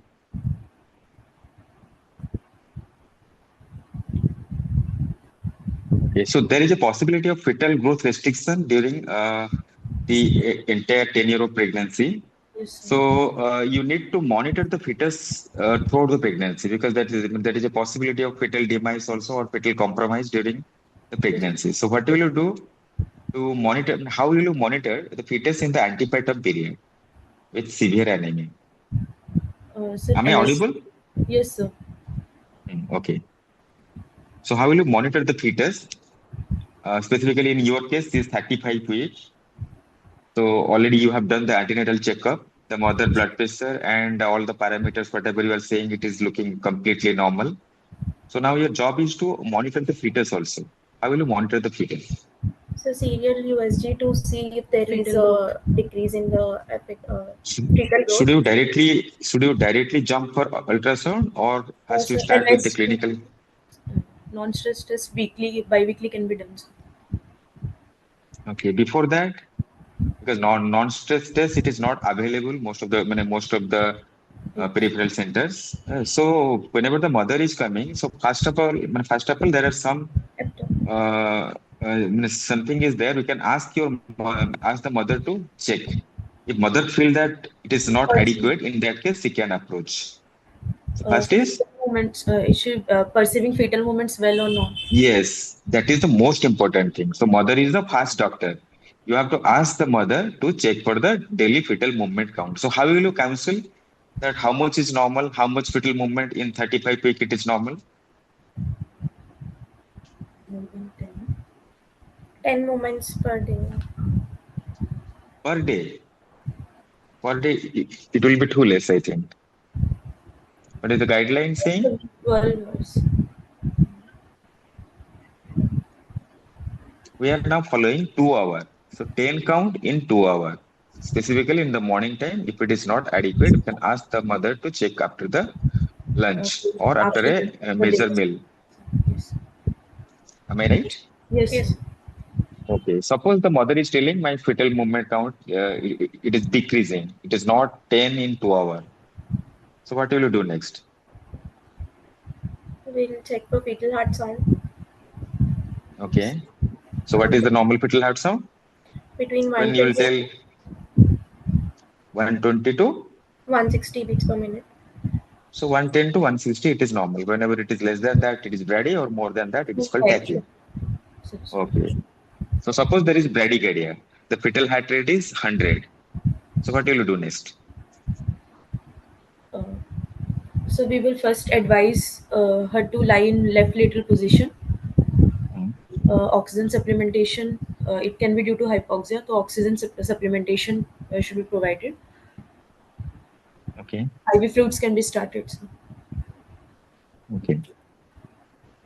So you have to confirm that it is due to your it may be a cause of fetal compromise. So Yes. whenever the blood supply to the fetus is less, that may lead to this type of problem. So can you tell me some other cause, other type of antenatal fetal monitoring apart from this DFMC, apart from fetal heart rate count? We have already mentioned NST. Non-stress. Suppose NST is not reactive, so what will you do next? You have to Yes. double check with some other method also. Can you tell me some other method of fetal monitoring in this anemic fetus, anemic mother? Biophysical profile could be done, and Doppler can be done to see if blood flow is adequate to the fetus.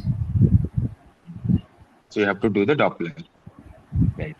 So mother at 35 week with severe anemia, you are planning for blood transfusion. So Yes. which blood you will give? Should you go for the whole blood or component? So So what packed, do you prefer? Packed RBCs will be preferred. So you should give packed RBC. So in 6.6, how much blood transfusion will make the hemoglobin normal? so one packed cell RBC transfusion will increase hemoglobin by 1 gram per deciliter. Okay, so how many blood is required for this patient? 3 to 4 units. Okay, so how you are going to transfuse 4 pack cell? So how you are going to transfuse that thing?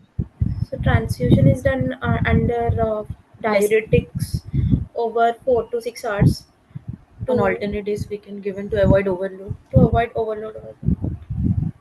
So there is a possibility of overload. Already she is having anemia, that there will be a lot of fluid. So there is a lot of fluid in the extravascular space. If you give more blood, sometimes it may produce vascular leakage followed by pulmonary edema and complication like cerebral edema. Yes. So to avoid that, you have to, in some case, actually diuretic is completely contraindicated in pregnancy. That will compromise the fetal circulation. But whenever there is so only two conditions you can give diuretics in pregnancy, that is the pulmonary edema and Pulmonary. cerebral edema. So whenever you are planning for a for blood transfusion, you have to give in a proper interval. You should not transfuse too frequently. Yes. Okay. Okay. So regarding obstetric management, what will you do? How will you follow up this case? You have suppose given 4 transfusion now. Hemoglobin is now it is suppose 10, 35 week only. So what will you do? How will you follow, or what will you do for the pregnancy? So normal delivery is better than indication, and other than obstetric indication, we will wait for the spontaneous labor to occur,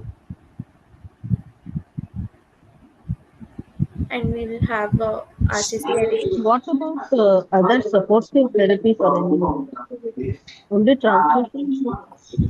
What about the supplement therapy, supportive therapy? I mean, folic acid and vitamin B12 supplements can be given along with the transfusion, and 4 milligrams of folic acid can be supplemented, and in deficiency of folic acid, and injection between B12 can be given along with folic acid. Iron supplements should be continued. Ma'am is asking what other apart from supplements should you ask the patient to modify his diet habit? Something is there in diet. So We there are will some short-term measures, there are some long-term measures. So already you have given the transfusion, the iron, the folic acid. So there are some long-term measures also. You have to counsel the patient to have some modification in the diet so that in long term she will have a better hemoglobin. So what will you do? How will you We will counsel? advise her to take iron-rich diet, protein-rich diet. We will in iron-rich diet. We will advise green leafy vegetables, spinach, jaggery. And for heme iron, meat can be advised. Poultry and meat can be advised. And for protein-rich diet, we will advise her groundnuts, Egg, and pulses, grains. and Dr. vitamin. Namrata, have you considered in your patient the place of or rationality of using any anthelmintics? Yes, so antihelminthic can be given. Tablet No, can albendazole. be not. Have you used that one in your while she was there with you? Yes, so she had received tablet albendazole 400 In her mg. second trimester. She has. Yes, Yes, Did sir. you go for this any OPC like overparasitic for her to see she is coming from that of background yes. and that That of is the very long? sincere. Alternatively, mebendazole can also No, be I am not given. talking of that. In reality, practical sense of doing the job rather than book words. I am looking for. Have we thought of? Have we used it, or have we done the test to see anything there? Sir, according to Anemia Bharat, albendazole is preferred to give in second trimester to all the pregnant women. As to No, I'm asking in your patient what happened. Was she a book case or unbook case? no, No, sir, sir, she was an unbooked case, unbooked and case. this Right. was the first But when visit. she came to you that as a part of treatment therapy, did you think of it? The stool Yes, for sir. occult blood has been Can be advised. advised. Right. For any Very OPA or parasite, have you checked for any OPA or parasite? Sir is asking particularly that thing. So Because in anchor, we, Stool for we have to check for Especially, my anchor. feeling is that I think Professor Subramanian also will agree that keeping in mind in our setup and background that of this and the patient's socio-economic background, probably there yes, is sir. even in the Yes, sir. Yes, antenatal sir. checkup we have got the place also. If you think Yes, of, sir. Yes. yeah, it has got a place as a routine Yes, sir. therapy in the 20 weeks time or once the patient gets in, probably in our society, in our background, we should Yes. right. Yes, sir. We have seen also, sir. Many women they are just walking with bare feet, and they are also. I mean, most of the time, whenever we're sending for stool for examination, we are getting a lot of case of this hookworm Hmm, infestation. hmm. Now So I now tell you in that, India, it is sir, quite common, sir. the reason I am raising Sir. this is that we are expecting that you know the up-to-date knowledge of the management, but in Yes, relation sir. to the Yes, sir. particular patient, are you concerned? That's the tricky. That Yes, sir. often Yes, sir. examiner Definitely. becomes more focused to your reality, how you are doing, Sir, not sir. that of theoretical knowledge of one to another, one to another. Anyhow, carry Sir. on. Okay.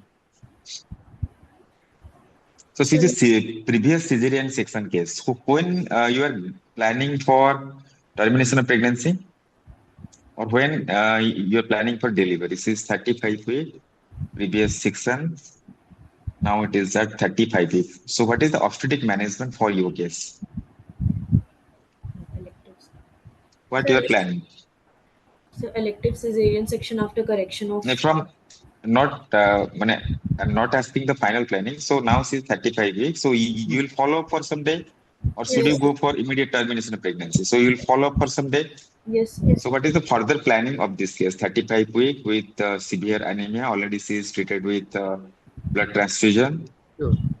So weekly she's followed up with hemoglobin and ultrasound or abdominal examination to see if there will be any fetal growth restriction, and we will investigate for any infections, and we will arrange blood 1 unit. Right, you are. That you have done all these things, that everything is fine. She has built up the hemoglobin level. Now our focus is that regarding the plan of delivery. Yes. Baby, So what do you plan for how much was the baby weight as you estimated in the last time? 2.8 kilo, I think. 2.8 kg. Oh, reasonably good size. Yes. So now how will you go about that, of the making the plan of, or the decision in your institute that she is there with you? Right for elective LSCs. We will keep. Now, question I'm seeing, otherwise normotensive, no? Yes, She's sir. normotensive? Yes, sir. Yes, sir. She was normotensive. She's normotensive. Baby is average 2.8 something you told. That's okay. And the anemia has been corrected. Now then, our plan of delivery. Sir, as she had her previous cesarean section 2 years back and had complication of PPH where she had 2 unit blood transfusion, and now we will plan elective cesarean section to. No. How do you decide that she is a case for the elective cesarean section? So we can counsel her.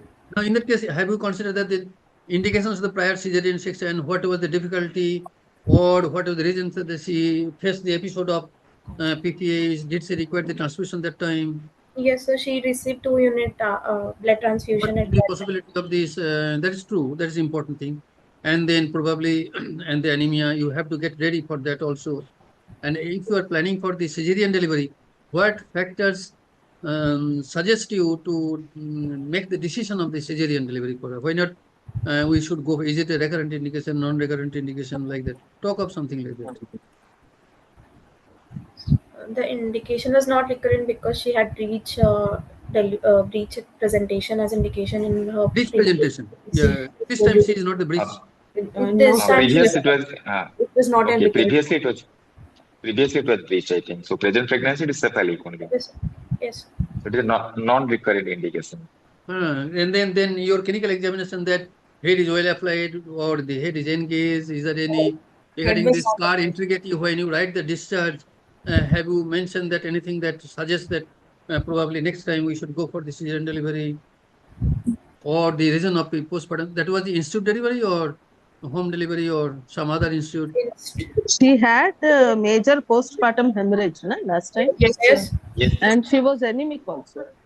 Yes. At that time, was she anemic? She required blood transfusions? Yes, when she had 2 unit blood transfusion post delivery test. So there will be some concern about the scar healing. That is one thing. And the interpregnancy interval is not very great. Yes, it is just 2 years with persistent. 2 years with persistent ill health, malnutrition, and anemia. So this scar is not going to be very great. So if they want, if they really want POLAC, then we have to take a consent and explain to them the risk of dehiscence and wait for spontaneous labor, which is possible because there is no fetal compromise. Do you agree, Namrata and Soni? But then, what I wanted to know, just one step back, if we can take, other complications which can happen in pregnancy when a woman is severely anemic. She can land up in severe preeclampsia. She can have raised blood pressure and can land up in preeclampsia due to correct. So during your antenatal care, you have to have high vigilance. Yes, high vigilance. So I just want to know from you, whenever a woman who is being treated for severe anemia comes for her antenatal visit, you have all the treatment you spoke, it is in place. What are the questions you ask her and what do you look for? We will ask her about iron. Is she taking iron supplementation regularly or not? And we will advise not to take iron supplements with tea or coffee and with calcium supplements together. Yes. Anything else? And to confirm the regular intake, we can ask for the color of the stool. stools. Is Compliance. You have to check for the compliance. check for the compliance of supplements. Was there any reason for the postpartum hemorrhage last pregnancy that you said following delivery? Was there anything important that to note about? In the record, did you analyze that what was the reason for the postpartum hemorrhage following cesarean section? So baby weight was 3.1 kg. Can be. Say it again, bit louder, please. Baby weight was 3.1 kg. It could be due to the traumatic. That was her first pregnancy. That was her first pregnancy. That first one. Not so. It was her second pregnancy. And was there any reason that the postpartum hemorrhage? Multigravid or traumatic? Is it the atonic, something like that? For her case, we need to be aware, to make any decision for the delivery, because vaginal delivery is always safe. Probably she is safe. She is a case of previous prior cesarean delivery. So, and that history of postpartum hemorrhage. So, are we interested to go for the detail of the history for that reason, to before making the decision for delivery? Yes. We should. But she. No details were available. No details and no documentation was available. Need to ask details of everybody. Need to ask them. They will come up with all this. Even in the teaching institutes, we are dealing good number of cases per day, 30, 40 cesarean section. Yes. They remember things. What was the reason that transfusion? Yes, sir. So she was just giving the history of excessive blood loss and. Most likely, probably, my feeling is the postgraduate examination based on the focus on the case. We are not going to the details of the theoretical knowledge here and there around. I know that you have got some idea given the case, but probably rationality of making the decision, judgment, particular individual, that's important thing. And even the Royal College examination, membership examination, you are focused on that. We need to judge on the based on the environment and the situation. How do you decide yourself? Anyhow, carry on.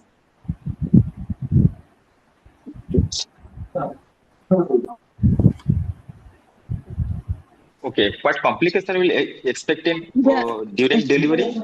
Yeah, ma'am, please. She can land up in the postpartum excessive blood loss during delivery. Okay, anything else? In postpartum period, what complication will expect? So subinvolution, failure of lactation, subinvolution, postpartum depression can be there. And wound some simple things. Wound known. Why you are thinking that POSIMA has got the higher risk of postpartum depression? What are the suggestive factors in the history or examination that tells you that she runs the higher risk of postpartum depression? Nutritional deficiency and low socioeconomic status. Say it again, louder, please. Nutritional deficiency and low socioeconomic status. No, low socioeconomic. She is brought up with that, no? उनके लिए तो depression क्यों होना चाहिए? हमारा पैसा नहीं है जो है. She is maintaining their livelihood, no? Yes. And this government is supporting them. They are also getting some financial support also. All the states. Anyhow, meaning that you must be very judgmental using the words, because every word is recorded by the examiner. Yes, sir.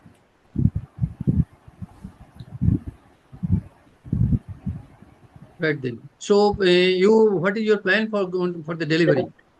How to make the delivery? Just one moment. I just wanted to complete that antenatal care. When they come to the clinic, you said you will check about compliance of medication, but you must also be very, very vigilant about other complications coming up. So you must check for signs, symptoms of impending eclampsia, very correct measurement of BP, okay? To check for signs of preterm labor, because they are very prone for preterm labor. Sure. All right. So pressure in the pelvis, more discharge, infections, intercurrent all infections, right? So you have to be a little more aggressive in antenatal care, which is often neglected. And the other problem in answering an exam is that you presume that the examiner knows that you know. For example, you did not mention all this, whatever I am telling, because you feel okay, ये सब तो हमको मालूम है और examiner भी जानते हैं. They don't know. They are externals. They have never seen you work. So you must completely express your clinical skill. Okay, and the most important clinical skill is history and examination. Yeah, absolutely. So here you must completely, exhibit every piece of knowledge that you have acquired during your residency and give a complete answer. So never presume that the examiners knows that you know. You must give the list of things that you will do, and very, very quickly. You should do it very, very quickly, so that there is opportunity to answer more questions. Now, for the plan of delivery, because you must very say good that suggestion. Remember what madam has said. Yes, sir. Yes, sir. Yeah. To impress the examiner. Yeah. No, really, you should have a killer's instinct to appear in exam. You cannot be complacent. You have to. Okay, then you have to show that you have worked very, very well with patients. Yeah. In the wards, you have assisted so many surgeries. So that knowledge should come through. Okay. Yes. Good. Chalo, the management of this patient. How we are planning for delivery and what's the arrangement? All these things. Talk about a little bit. So she will be planned for elective cesarean section, as her previous cesarean section she had complication of PPH. No. The PPH is an event that could be because of the surgery itself. That could be not related to surgery. But have we gone through that? What was the reason? Is it the traumatic extension? Good size baby, no? You told. Yes. So it can be What is the possible reason of the often we write down in the discharge. You should write down in the discharge if she has got some uneventful performance in that of the course of labor or puerperium. We note down that PPH was there, transfusion given because PPH because of this extensions of the incision margin, like that, or it is the atonicity, how it was controlled. We write 1 or 2 lines regarding that complications that we faced during the course, so that next time wherever she goes, the paper document supports that. Yes. To get the best of treatment out of it. So You have planned for the cesarean section. How do you proceed about it? Is it the same thing that she's like other previous cesarean section that we are going for section, or have we looked in the antenatal period, all the ultrasonography? Is there anything that to cause again the problem of the cerebral placenta is there, or there is anything that more that you need to look around? So we will look at. Does the scar thickness helps anyway? Yes, sir. We will rule out the placental adherence to rule out any placenta system. Placental localization and rule out adherence. Scar thickness on USG. She must have the sonography at your institute, no? Yes. Suggestion that, and all the details of the placental grading, placental location, is there any risk of invaded placenta over the scar, low lying, all these things. Can be have you excluded all these things? Yes, the placenta was of fundal location and adherence was ruled out, and her scar thickness was mentioned of 2.8. 2.8 reasonable. 2.8 scar thickness is the reasonable. Yes, sir. And that you said that the average size baby 2 point something estimated 2.8. 2.8. Quite good size. Anyhow, was the head well applied, or what is the head engaged or not? Is it free head? Free floating head. Sorry? The head is free floating. I couldn't get. So head was free. Floating head. Free floating head. Right. And the amount of light. Amount of lighter. The lighter was adequate. Fetal well-being was okay. Yes, sir. Yes. Right. So before planning operation, we will go through examination and all the investigations, blood group, cycling biomarkers, CBC. And we will arrange blood units. blood products. And as we are expecting postpartum hemorrhage, we will be ready for all the. Why you are expecting postpartum hemorrhage again? So Who are anemia the is cases that runs the higher risk of postpartum hemorrhage in the subsequent Rashes, pregnancies? multiparous can land up in atonic uterus. This is the second pregnancy for her? Third pregnancy, sir. Third pregnancy. Atonicity can be there, retained placenta can be there. And No, anemia what suggests if she runs the higher risk of Yeah, what is the anemia reason that itself. prior hemorrhage? So that Yeah. you can Anemia is itself risk for post-PPH. Yes, Sure, yes, sure, yes. that's true. That's true. Anemia itself is a risk. Yes. Yeah, that could be. That could be. So, what precaution you are going to take before taking her to this? When you are going to deliver the baby? Talk of all this. Hello, Dr. Hira. We will keep it ready. Hello. Hello. Yeah, am I audible? Yes, sir. Yeah, Yes, sir, you're Dr. audible. Hira. Yeah, in the interest of time, we have to move forward to the next session of session 3. So I request you to close the session in next 1 minute so that we can move forward to the session number 3. All right. No problem. I Madam think we Shiva, have anything already more? Dr. Saubhagya, anything more? Sir, Sir, active just management. one last question can I ask, sir? Sure, sure. The anemia, she is having two children, and this is her third pregnancy. Right. So, should you go for any counseling of the patient in the postpartum period to avoid this type of complication? It's very common in India that the most of the women have many child, too frequent birth.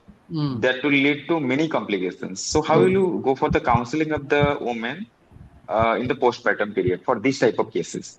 So we will counsel Or in the regarding antenatal period also. contraceptive advice in anemic patients. The progesterone only pills are beneficial, but as her family is completed, she has already 3 children. We will counsel regarding permanent sterilization techniques. Okay. So you should give a basket full of choice. Whatever she is willing, you should give the all the options. So whatever is possible, so they have to choose. So that the proper counseling, why it is important. So you have to mention everything during the counseling Pros and period. So cons. Pros and cons of individual method. pros and cons. Yes. Yes, sir. IUCD. We cannot force the couple. No, we have to give the options and then pros and cons. You discuss the benefits and then the risk. Obviously, for you, we feel like this, but whatever they suggest, and then you discuss over the benefits and the risk of using that method. Yes. And another thing is vasectomy. We are nowadays promoting vasectomy. Because that is very minimal invasive. So that is also one more option. You, while counseling the patient, you should tell that option also. And sir, So while I was in National Medical College, Professor Head, we did vasectomy. I do personally out of interest, and I published the paper in the FIGO journal. It was so appreciated. Great work, sir. Great work. Vasectomy. Yeah, I like it. Thank you, Dr. Hira, Okay, for sir. kind words. So, in the interest of time, can we move forward to the next session? Please, sir. Please, sir. Jana. Yeah, no, on Dr. Ashish and Dr. Hafiz is traveling, so they have some network issues. So, on behalf of Dr. Ashish and Dr. Hafiz, I would like to request Dr. Meena to take it forward. So, I officially invite Dr. Meena to talk on the topic technical steps of vaginal hysterectomy. So, Dr. Meena, assistant professor from Chanagal Medical College, Vallam, Tamil Nadu. Dr. Meena, are you there? Hello? Dr. Meena? I'm there. Yes, I'm there. Yes, I'm Yeah, there. you're there. No? Yes, you can share your Just trying screen to and we load can the. start the Yes, session forward. yeah. I'm just trying to load the slides. Can I share the Google slides? Yes, you can share. Yogita, please take the number. rights and you can share. Yes. Meena ma'am, can I'll you share please it to share the the number. slide with me? Yeah, I've shared to you. Can you check it on? Can you check the slides? Yes, ma'am. Yeah.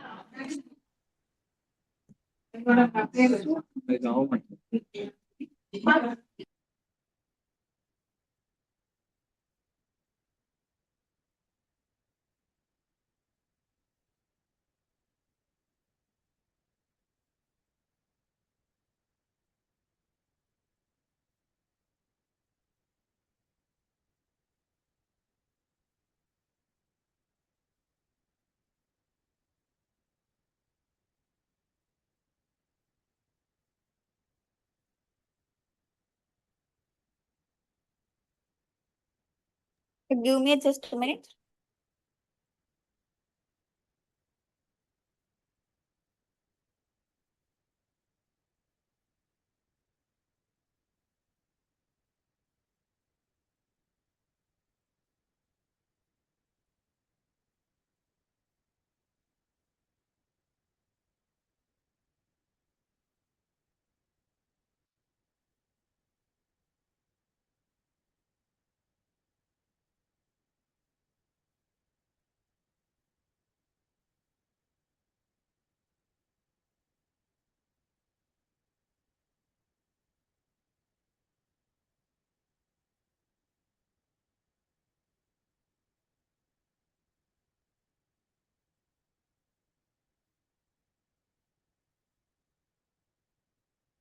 I hope my slide is visible to you, sir. Yes, madam. Okay, sir. Yeah, you can proceed. Hello, Meena ma'am.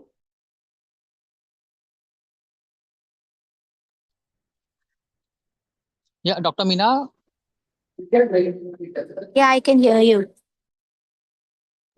So I have incorporated the videos as well. I hope the videos are playing from your end. Just check. Okay, just a Yogita. minute, ma'am. Let me check. Just check. If not, I have to reload. That's why.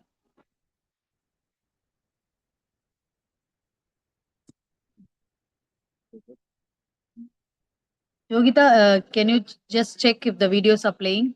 Yes, just a moment, ma'am.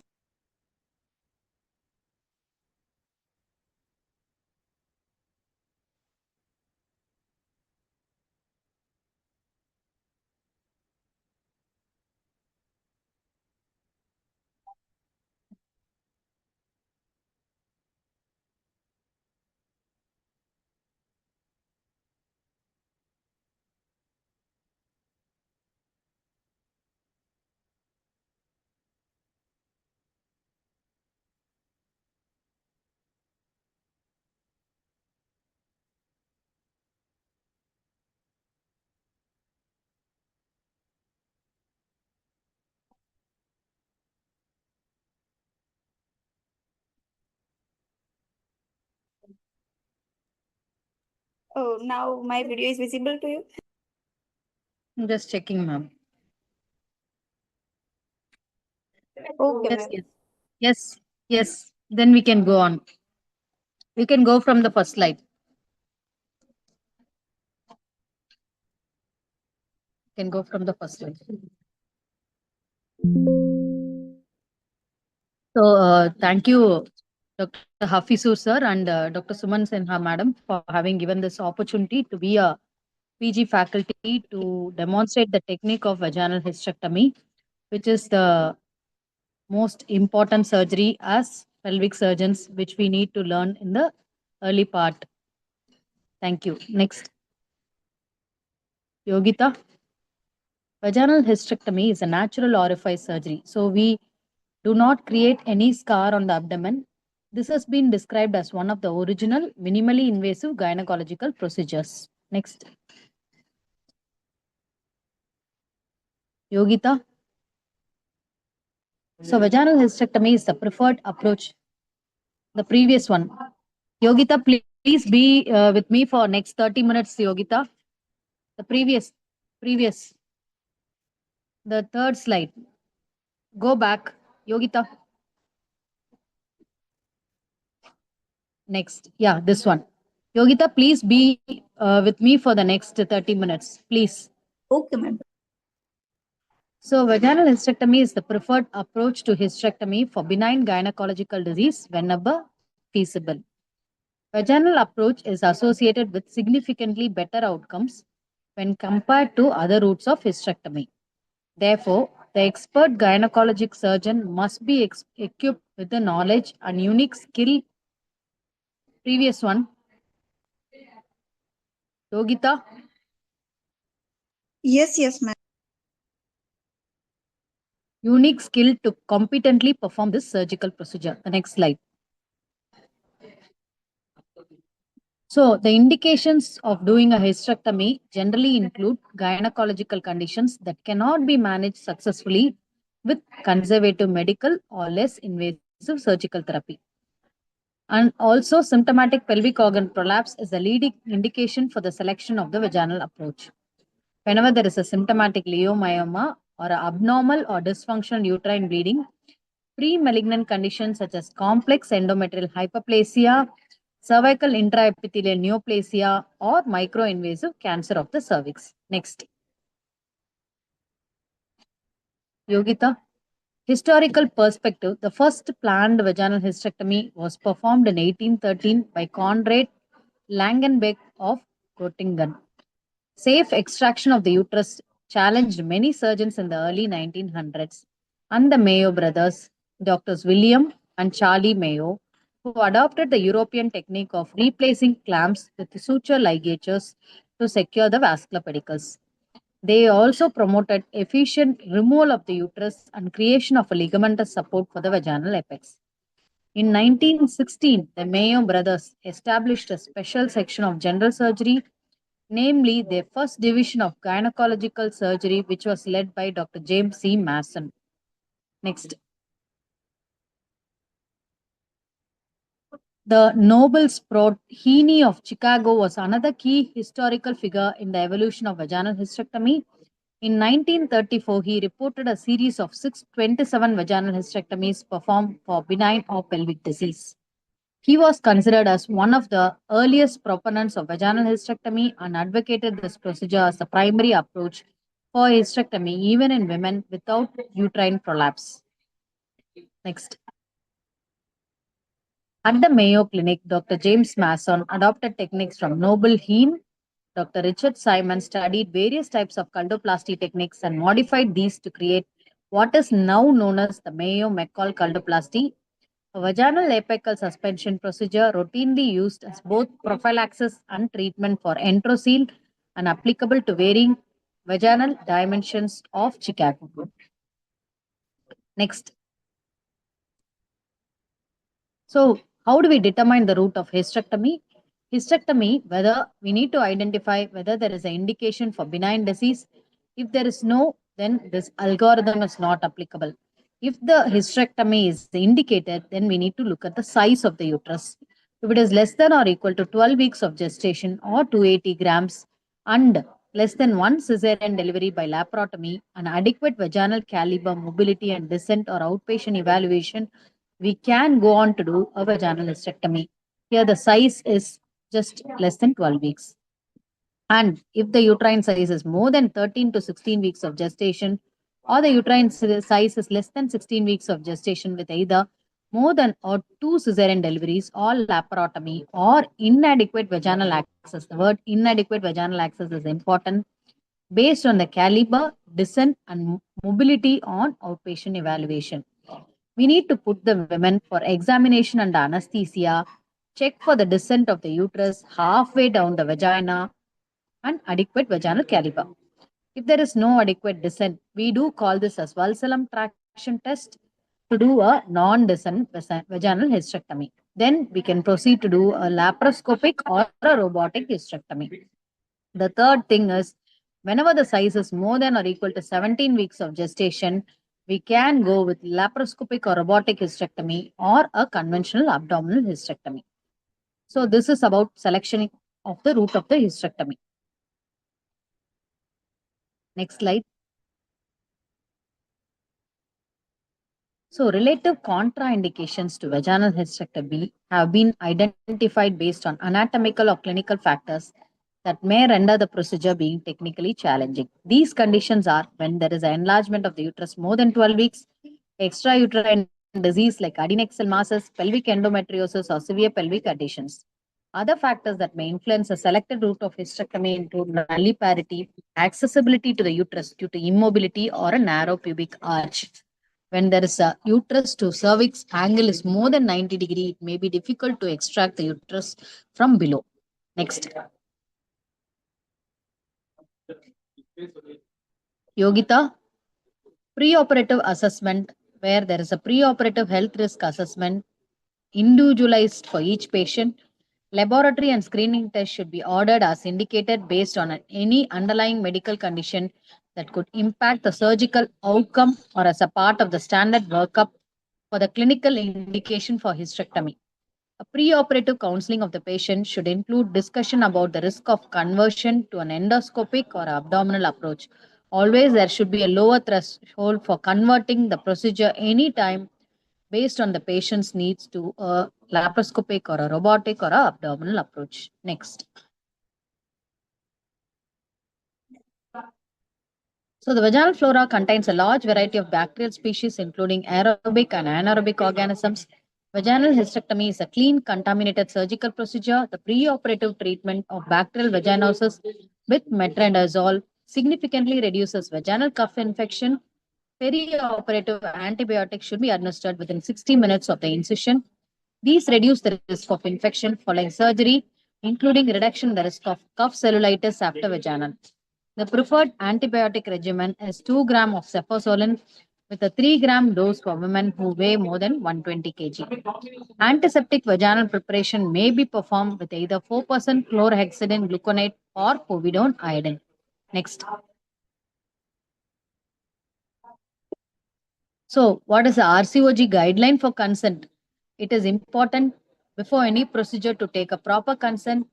There is a consent advice number 5 created in October 2009, vaginal surgery for prolapse. Next.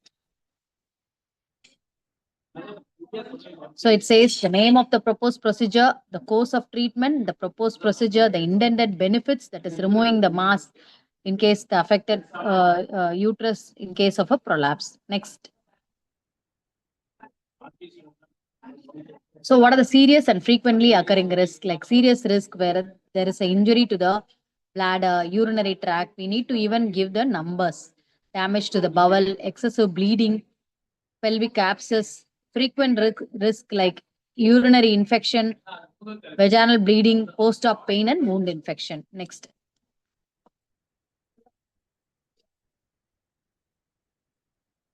So any extra procedures which may become necessary during the procedure and what the procedure is likely to involve, the benefits and risk of any available alternative treatments, including no treatment, should be involved in the consent form. Next. Yogita? Ma'am, can you please check your network because I already changed the slide. Yeah. Whenever there is a statement like procedure risk and the pre-operative information, the anesthesia, what is going to be given, the next.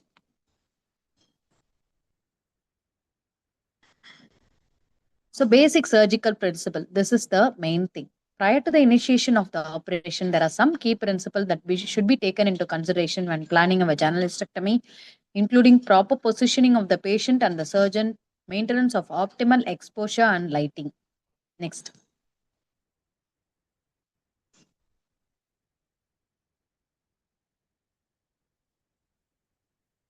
So the positioning of the patient is very important to maintain the patient's airway and avoid constriction or pressure on the chest cavity, to maintain circulation, to prevent nerve damage, to provide adequate exposure of the operative site, to provide comfort and safety to the patient. Next. So this is the positioning of the patient in lithotomy rods. We can even use the Allen stirrups to place the patient in lithotomy so that we adequately expose the perineal part. Next. The team should assess the following prior to positioning the patient: the procedure length, the surgeon's preference of position, required position for the procedure, anesthesia to be administered, patient's risk factors like age, weight, skin condition, mobility, limitations, pre-existing conditions, patient's privacy and medical needs, basics of anatomy and physiology is at most important. Next. With the patient in the supine position, the legs are raised and abducted to expose the perineal region. The patient's buttocks are even with a lower break in the OR bed, the operating room bed, to prevent lumbosacral strain. The arms are placed on padded arm boards, tucked at the sides or placed across the abdomen. The legs and feet are placed in stirrups that support the lower extremities. Stirrups should be placed at an even height. Next. The legs are raised, positioned, and lowered slowly and simultaneously with the permission of the anesthesia care provider. Adequate padding and support for the legs, feet should eliminate pressure on joints and nerve plexus. The position must be symmetrical. The perineum should be in line with the longitudinal axis of the OR bed.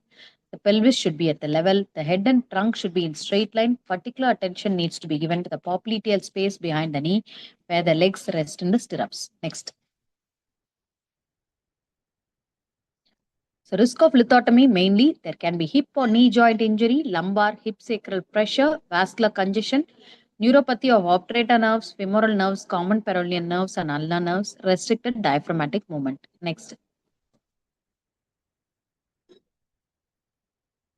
Safety consideration, place the stirrups at even height, elevate the lower leg slowly and simultaneously from stirrups, maintain minimal external hip rotation, pad lateral or posterior knees, ankle to prevent pressure and contact with the metal surface. Keeps arms away from chest to facilitate respiration, arms on arm boards at less than 90-degree angle or over the abdomen. Next. Examination under anesthesia confirms the ability to proceed the procedure vaginally, evaluate the pelvic arch and vaginal caliber, assess the size and architecture of the uterus and mobility.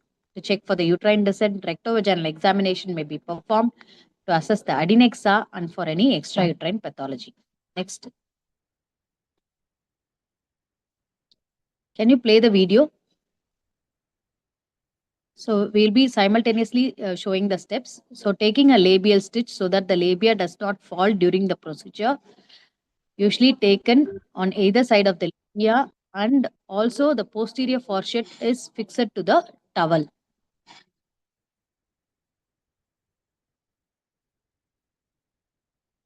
So the next labia, the right labia, is fixed to the lateral skin. Usually we use a silk non-absorbable material. At the end, we do release these stitches. Nowadays, we do have the different types of self-retaining retractors, which we can place instead of using these labial stitches as well.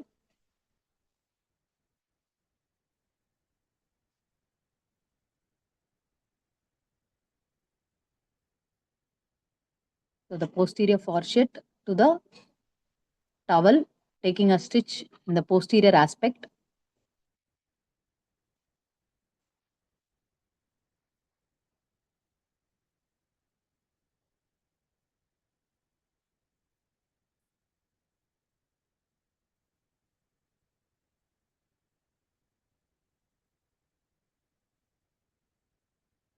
The next will be to empty the bladder.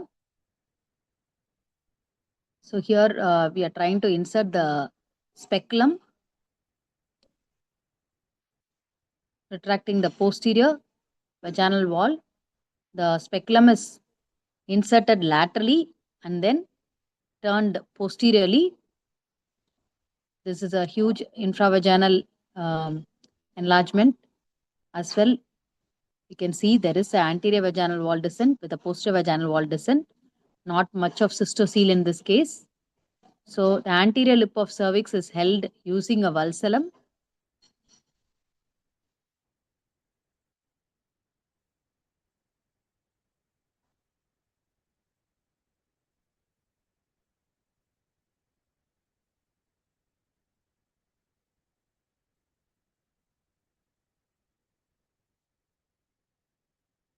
Then we need to identify the level of cystocele. That will be done by using a metal catheter with a lot of lignocaine jelly applied to the tip and inserting through the external urethral meatus. So we are actually again painting the perineum with the povidone iodine solution. This all I have mentioned earlier.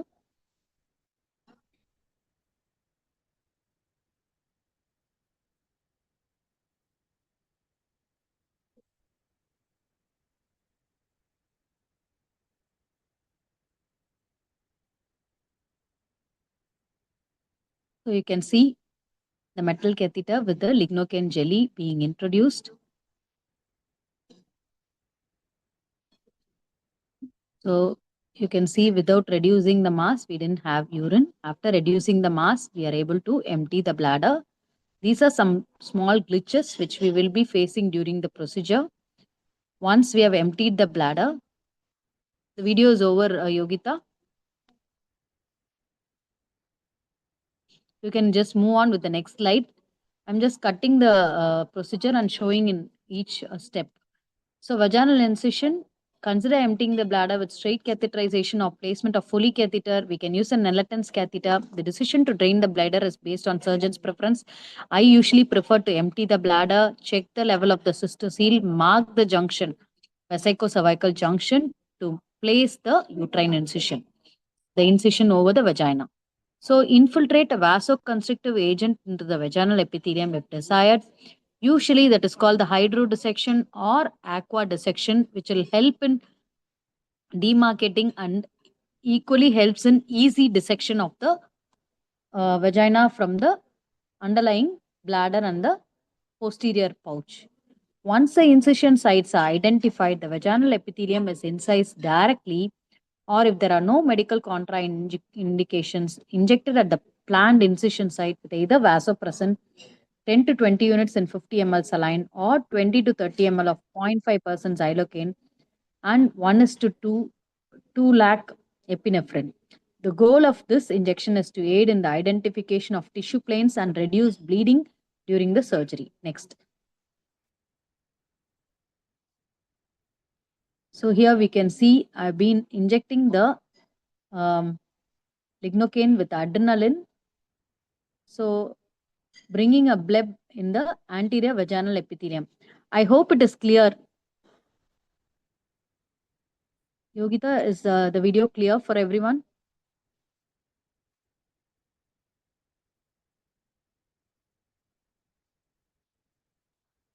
So here you can see. Yes, it is quite clear. It is quite clear. Thank you. Meena. Yeah. Thank you, Shobha Gudi ma'am.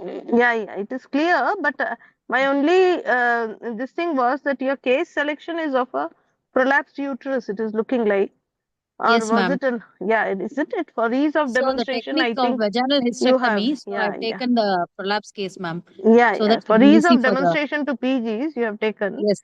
But Yes. then they should understand that you are demonstrating a vaginal hysterectomy in a prolapsed uterus. Prolapse case. And Yes. non-descent will be a slightly different technique. That's what they Yes, need to know. yes. Yeah. Thank you. Yes. But Thank it you. is Thank you, quite madam. clear and very good video. Thank It you, is madam. nice. Yeah.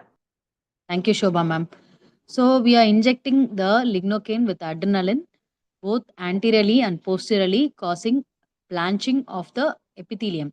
So this is being done in a case of prolapse, as madam has added. So it is easy to dissect and cause less blood loss. So after that, we would be aiming to make the incision, the circular incision or the inverted T-shaped incision is made. I usually go to do a circular incision at the cervicovaginal junction. The same incision placed anteriorly is extended posteriorly in a circular fashion. So the incision is completed. 2 Alice were placed at 3 o'clock and 9 o'clock position.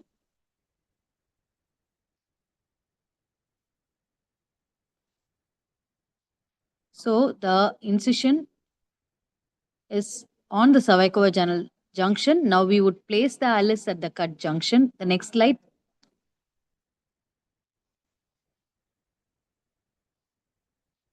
Next slide, Yogita. So the vaginal incision, as we already told, grasp both the lips of the cervix, locate the cervicovaginal junction, make a circumferential incision through full thickness vaginal epithelium, retract the bladder anteriorly with a vaginal retractor after dissecting the vaginal epithelium, and then we retract the bladder anteriorly, elevate the anterior vaginal epithelium, and continue dissection until the peritoneum is encountered. Next. So using a curved scissors, and the curved scissor is facing towards the cervical epithelium. The assistant holds the Alice forceps in the vaginal area which we have made a circular incision. So the assistant is holding it in the upward direction. The main thing is It's a traction, counter traction. The trick of vaginal hysterectomy is the traction and counter traction. The sharp scissors are used to dissect the plane between the cervicovaginal junction so that the bladder is retracted anteriorly, the cervix is pulled down, and the bleeders are either cauterized or given pressure or placed sutures using absorbable 20 vicryl or catgut suture, whichever is available.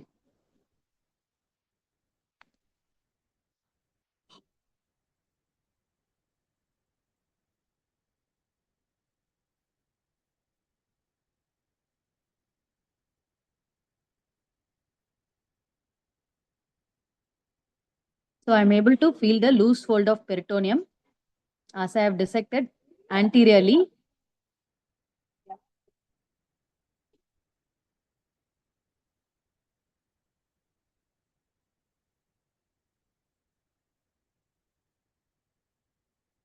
So the bladder pillars are mobilized laterally. Usually we do get a vessel, so it is important to do a careful dissection and anterior retraction done. The bladders is retracted using a retractor anteriorly and the assistant holds it anteriorly. Then we are able to identify the loose fold of peritoneum. The next. So anterior colpotomy sharply incise the anterior peritoneum to gain entry into the anterior cul-de-sac. Confirm entry by visualizing the intraperitoneal organs. Anterior colpotomy will always require dissection of the vagina of the anterior cervix. Usually this dissection is accomplished with continued downward and inferior traction of the cervix. So we need to pull downward and inferior traction on the cervix, and anteriorly the bladder is retracted using a dissection using a retractor. Next. So the counter traction is typically provided by elevation of the bladder in the midline with a right angle or a Deaver retractor. You could have seen the Deaver retractor in the video which was shown. The peritoneal reflection will appear as a demarcated crescent-shaped line.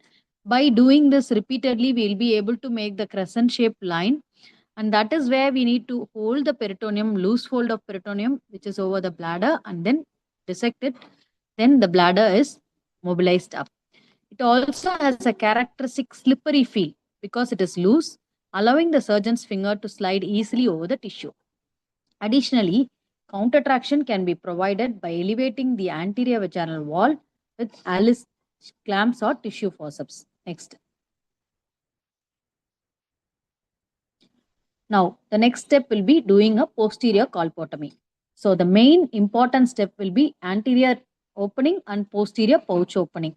These are the two important steps, and it is done usually then proceeded with vaginal hysterectomy. In some cases where we are not able to do anterior colpotomy and posterior colpotomy, we can proceed just by mobilizing the bladder up and the pouch of Douglas posteriorly and start clamping. Here we will be discussing the posterior colpotomy. The posterior lip of the cervix is elevated anteriorly while downward traction is applied to the posterior edge of the vaginal incision. Once the cul-de-sac peritoneum has been identified, that is again a loose fold wherein we can see the yellow pad of peritoneum. It is grasped with the forceps and entered with the Mayo's curved scissor. After confirming that the peritoneal cavity has been entered, the Mayo scissors can be kept open widely within the peritoneal incision so that we are able to make the pouch of Douglas peritoneal fold a little bigger opening. At this point, the surgeon should palpate the posterior uterus and adnexa to identify any unexpected masses or anatomical distortion. Next. Yogita. So separate the ligamentous attachments, clamp the uterosacral ligament with a Heaney clamp, cut and suture. The first clamp will be on the uterosacral Meckenrod's ligament complex. The clamping is starting from the 6 o'clock position and the tip goes till the 12 o'clock position. Always, if you are able to palpate the ureter, yes. Otherwise, if you're not, you can just retract the bladder anteriorly. The ureter always moves along with the bladder. Usually it will be a ureteric knee in case of a prolapse, but with mobilization of the bladder, the ureter also mobilized, we are able to grasp the cardinal ligament with a Heaney clamp, cut, clamp, then ligate. So after cutting, you are able to suture ligate the cardinal ligament, proceed with the anterior entry into the anterior cul-de-sac if not already accomplished. Next. So you can just see the video. We have opened the pouch posteriorly, and posteriorly the sim speculum is inside the posterior cul-de-sac. Anteriorly we are retracting. We are placing the Heaney's clamp going from 6 o'clock to the 2 o'clock position. This side I am doing on the right side of the patient. The clamps are held by the assistant. Before cutting, we are holding with the left hand. Then using the cautery or the knife or the scissors should face towards the cervix. The cautery, you are able to leave a triangular stump starting little or 0.5 centimeter away from the clamp and going towards the tip. So there is a triangular stump. Once we are able to cut it, we are going to ligate using 10 vicryl sutures. The vicryl sutures can be lubricated so that it does not have a gripping effect on the cut ligament. After taking a bite, usually we are doing a transfixing sutures for the uterosacral cardinal ligament complex. Here you can see I am taking another bite at the tip so that there is no slippage of the ligamentous bite. So you can see I am taking the square knot, double throw, and then once I am doing the double throw, my assistant is removing the clamp which was lateral, then removing it medial. If needed, we can even reapply and religate. That's called double ligation.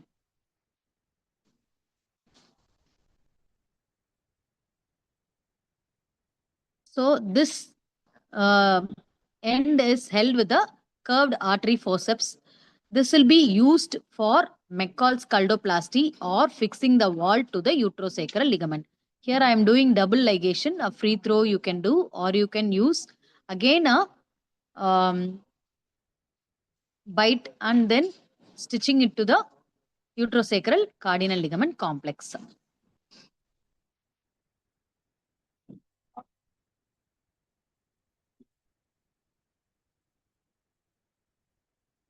Once it is tight, the assistant removes the clamp.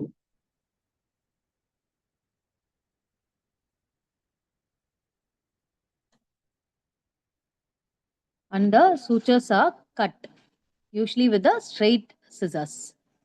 The same procedure is done on either side.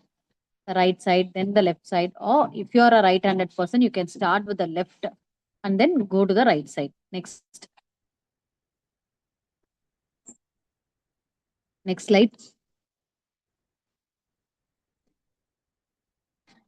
Secure the blood vessels. Mainly, the second clamp will be the uterine vessels. Identify the uterine vessels which run perpendicular, that is on the side of the uterus. Secure the uterine vessels between the anterior and the posterior peritoneum with a Heaney clamp at the level of the internal os. Then, as usual, after clamping, usually cut and suture ligate the uterine vessels. Next.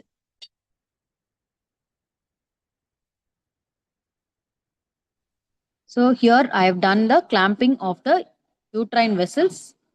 Once the uterine vessels are clamped, we then cut, starting again, leaving a longer end towards the start of the clamp. Here using the cutting, the yellow button. And while we are using cautery, we usually suck the fumes as fumes are injurious to the health. The surgical smoke, usually we suck the fumes, and then once the clamping cutting is done, we use the ligatures, that is the 10 vicryl sutures. Here we do not transfix the sutures. We just take one bite and do the square knot, the surgical knot. The assistant pulls the clamp towards the other side and the surgeon places the knot. Once the knot is placed, we can remove the lateral clamp and then the medial clamp as shown here. And then the second knot is placed, tightening knot. Usually for vicryl, we use 3 to 4 knots. And then cut the thread using the sharp scissors, that is a straight scissors. The same thing is done on the other side. Here you can see the assistant shifts the sim speculum to the lateral, left lateral, and then the Dever's retractor is placed to prevent the bladder coming into the field. The left side uterine is clamped using the Heaney's clamp starting from the 6 and moving towards the 2 o'clock position.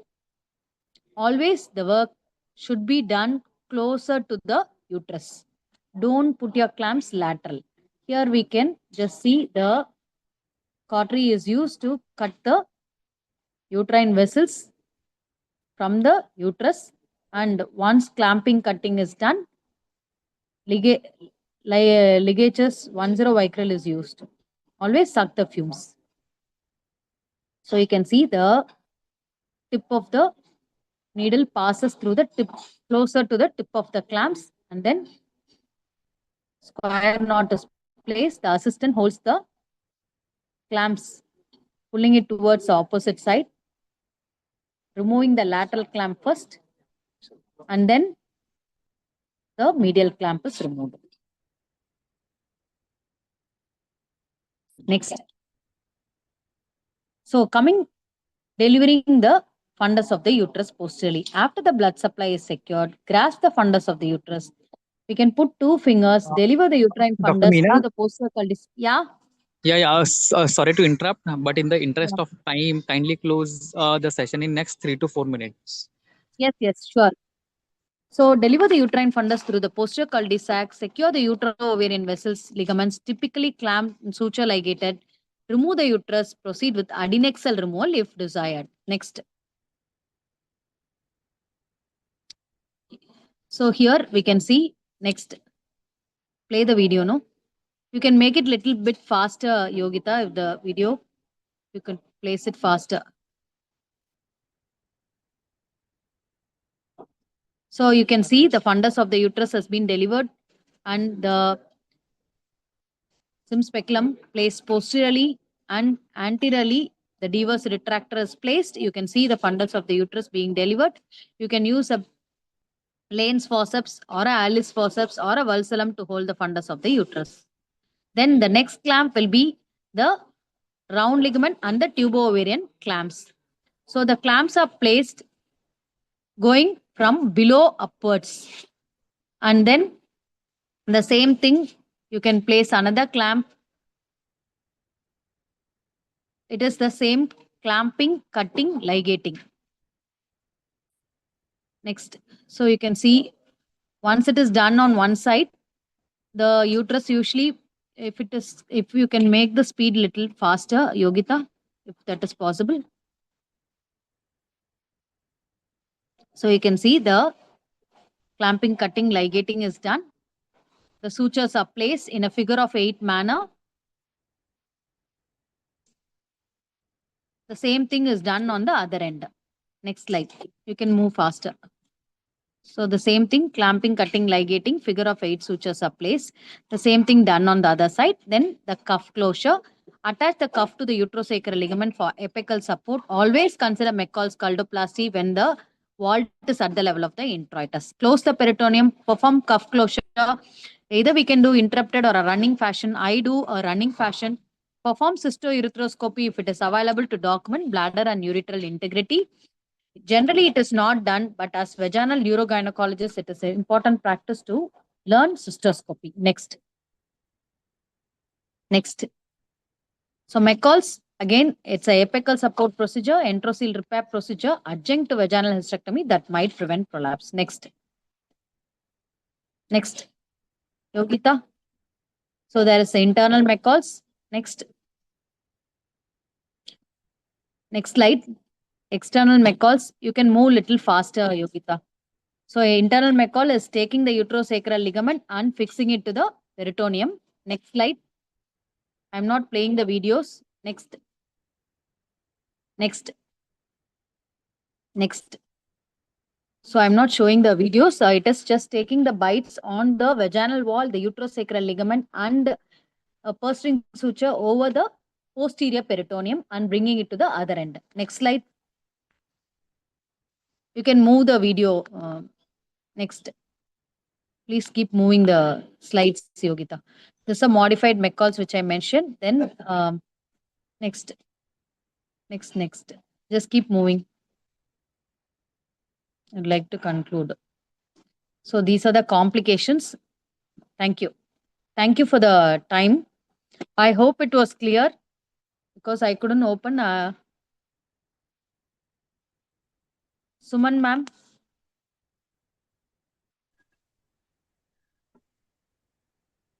Thank you for the wonderful opportunity. Thank you, ma'am. On behalf of Dr. Ashish and Dr. Hafiz, both are traveling in the extreme hills, so there is some network issue. Okay. Thank you for your contribution. I would like to invite Dr. Archana Kumari and the quiz committee for the next session. Yeah, good afternoon, everyone. Again, it is second Sunday of the month, and we are here. The quiz committee is here with a quiz on the topic which is assigned to us every month by coordinator Hafiz. Thank you, Hafiz and Dr. Asif sir, for all the wonderful PG ICOG clinic you are doing every second Sunday of the month. And I do acknowledge Dr. Parag Binewala sir for giving quiz committee this opportunity. So this Sunday, the topic is anemia and pregnancy, which is very common problem in our country, especially in our part, Jharkhand. And I think all the PGs do have a case related to this in the exam. So I hope they are going to benefit a lot from the quiz also. And I invite South Zone Coordinator Dr. Rajesh Ravi and Dr. Priya Kanappan, another very enthusiastic member of quiz committee, to conduct the quiz today. Over to you, Rajesh and Priya. Thank you, ma'am. Thank you, ma'am. 1 second, I will just share the screen. Before starting, from the part of the quiz committee, once again, thanking the ICOG PG Clinic for this opportunity. And I would like to thank all the Archana Madam for giving us the opportunity for this time. And with the blessings of Sunita Madam, Parag sir, Ashok sir, we'd like to start. And as we all know, this every time we do it in the Kahoot platform. So I'll be sharing the link for joining as well as the login pin for those who have already have the app installed. So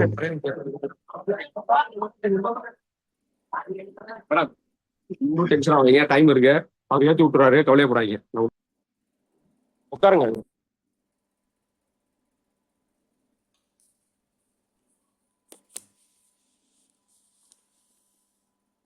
hope the screen is visible. Yes, sir. Yes, Dr. Rajesh, is visible. So those who have the app installed or those who are joining through the website can join with the game pin 5804762. And those who have not installed the app can scan the QR code on the screen and join.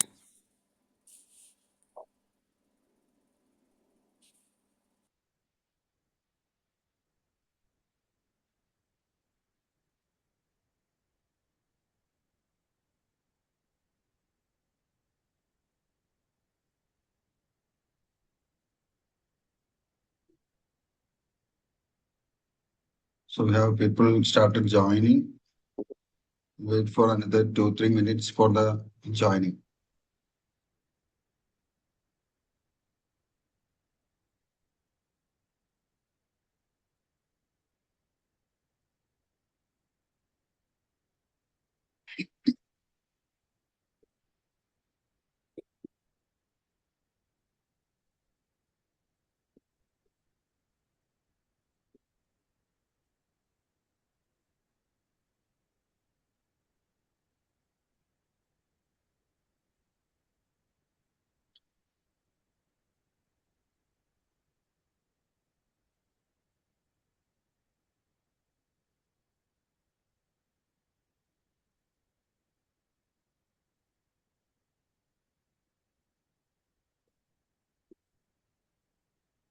I think very less number of people have joined. Only 10 are showing off.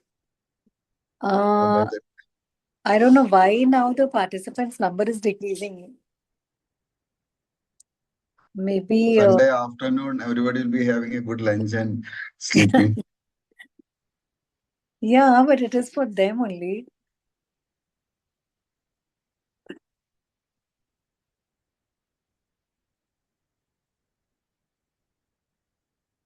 Yeah, we are still people joining.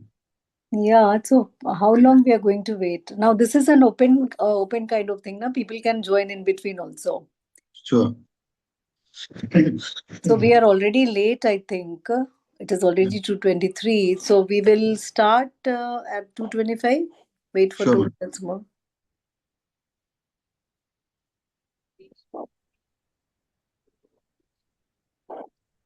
Madam, this is the first time it is I think, getting reduced. First time what? No, because Yeah, because less number of people have joined. Yeah. No, today in the model participants are high when initial start. Maybe the reason, or whether there is. Yeah, today the Ceylon is on FOGSI is also going on, na? So Lots of PG are there. lots of PGs, and it is a sitting time. Simultaneously sitting for Lots of PGs are there. Approximately 93 poster and these all there are all maybe that is maybe the reason. That may be the reason. Because I was there. Oh, so I think Rajesh, we can Yes, madam. We have a fair good number. 18 people are there. We'll start, madam. we will start. Yeah. Okay. We'll start. So this ICOG clinics for the PG students. This time on anemia. So once again, thanking all the office bearers and coordinators, and myself and Dr. Priya Kannapan will be conducting the Qs this time. So we'll go to the first round. And hemodilution in pregnancy was first studied and quantified by whom? So we all know when we talk about anemia in pregnancy, we always talk about the hemodilution. So who quantified and talked about the hemodilution in pregnancy?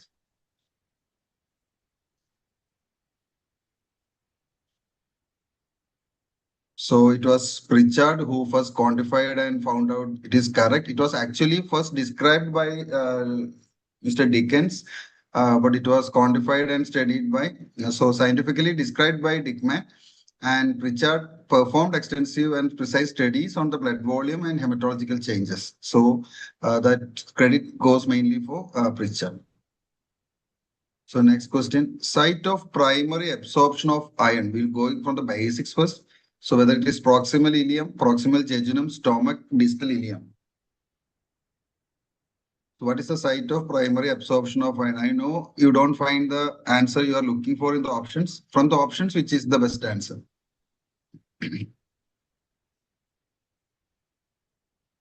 Yes, proximal jejunum. So you may be all looking for the duodenum, but since the duodenum is not there, it is the proximal part of jejunum. Daily requirement of iron in first trimester, whether it is 0.1 mg per deciliter, 0.8 mg per deciliter, 5 mg per deciliter, or 10 mg per deciliter. So in pregnancy, what is the dietary daily requirement of iron?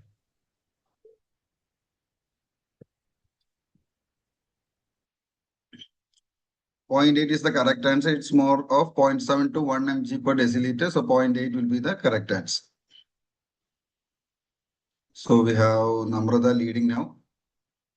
Going to the next question. What is the recommended daily allowance of vitamin B12 in pregnancy? So B12 is another cause of anemia. So 2.6 microgram, 5.2 microgram, 2.6 milligram, 5.2 milligram. So what is the recommended daily allowance of vitamin B12?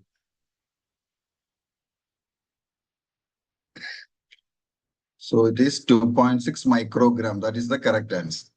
It's not milligram, microgram. So UA Rao has hit the top.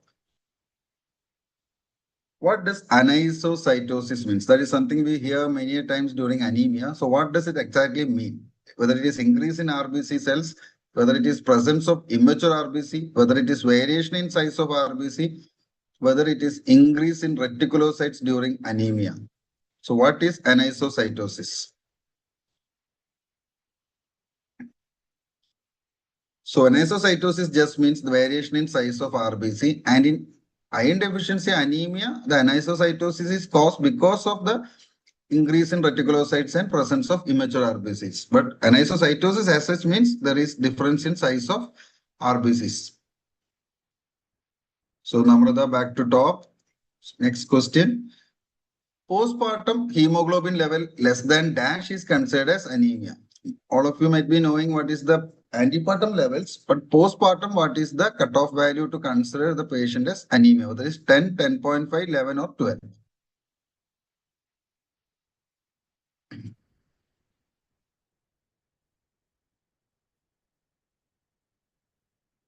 10 is the cutoff postpartum because accounting for the loss of blood during labor, we has put it as 10.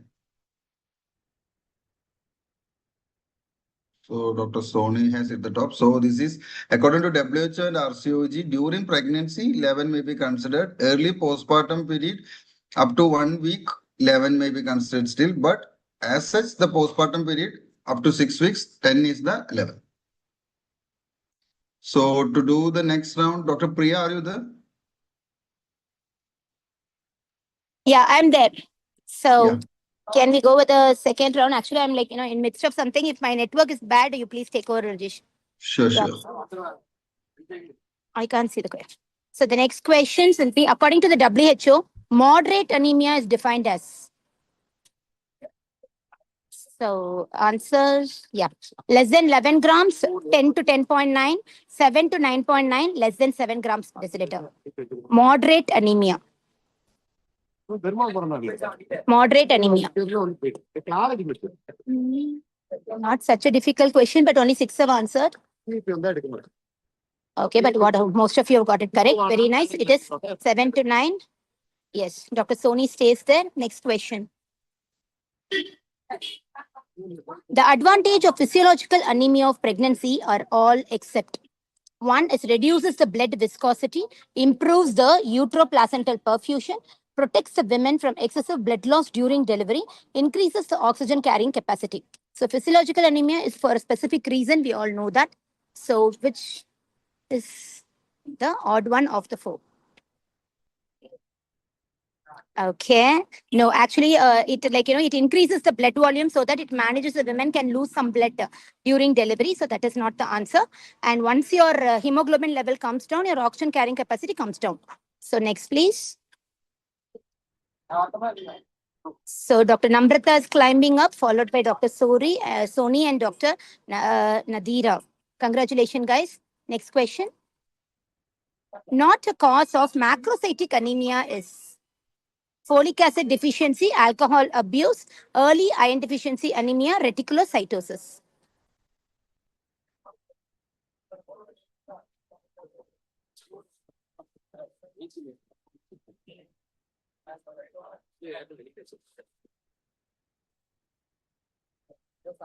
Okay, early iron deficiency anemia is almost like normocytic and normochromic. It's not macrosomic.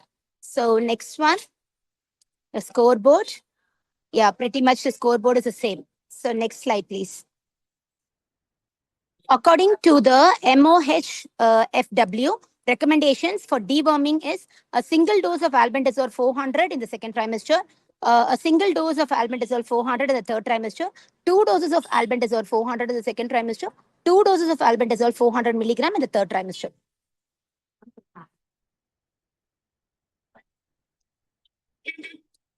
Okay, yes, it is a single dose recommendation in second trimester. Excellent, guys, excellent.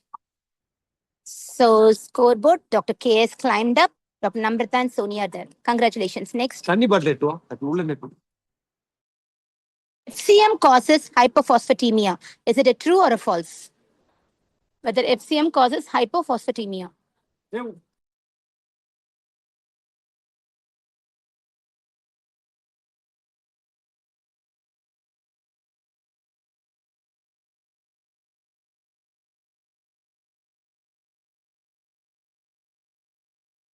the answer is true. Though it doesn't cause any symptomatic hypophosphatemia, but it causes hypophosphatemia.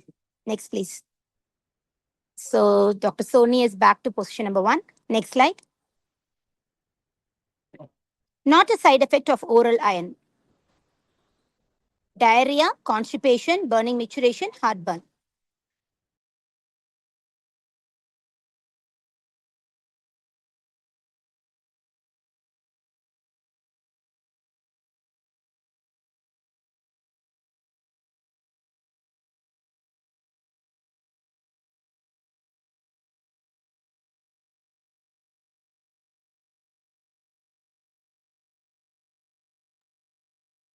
Burning micturition is not a side effect, but it can cause both diarrhea and constipation. Next one. So Dr. Namrata, followed by Dr. Soni and Dr. K. In IDWA, iron deficiency without anemia, all are normal except serum ferritin, TIBC, PCV, MCH.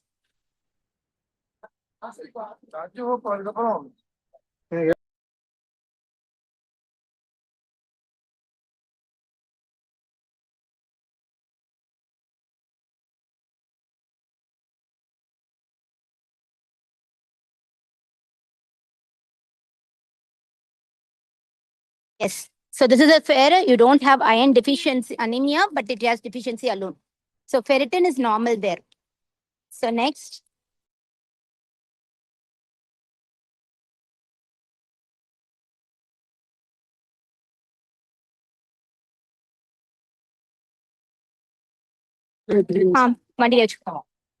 According to the Anemia Book Barrett, IFA tablet recommendations are given for a minimum of 90 days in pregnancy and 90 days in postpartum, 180 days in pregnancy, 180 days in postpartum, 180 days in pregnancy alone, or a minimum of 240 days in pregnancy and 240 days in postpartum.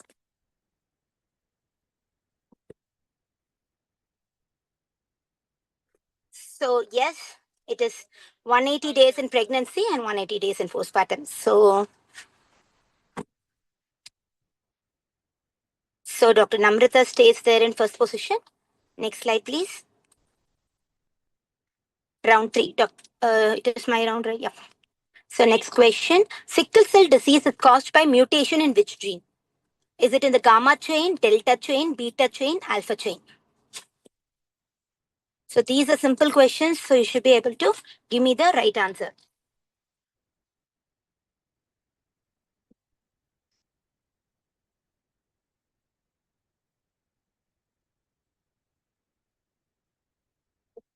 Okay, it is the answer is beta chain.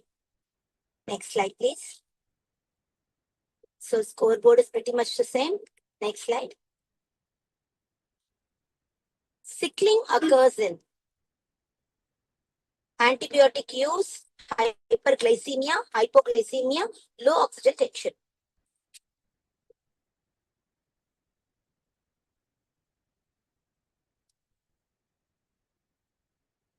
You would have read a lot of books. Okay, lovely. Most of you have got it correct. So scoreboard. Okay, it's pretty much the same. Dr. Namrata is leading. Next. Anemia in pregnancy is not related to preterm birth, FGR, preeclampsia, macrosomia. It's a very simple question.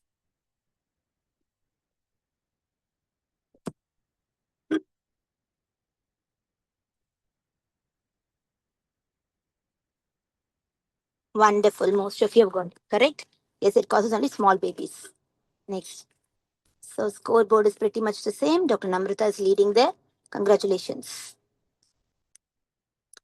So Barth's hemoglobin is alpha 2 beta 2 chain, beta 4 chain, gamma 4 chain, alpha 4 chain.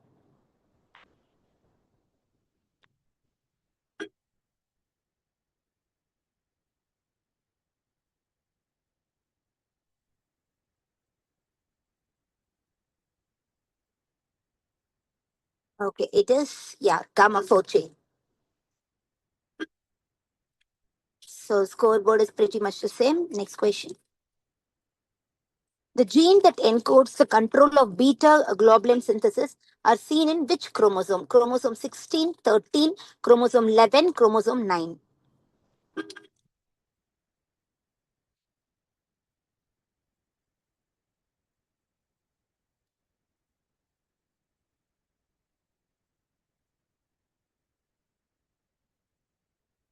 Yes, chromosome 11. So scoreboard is the same. Next.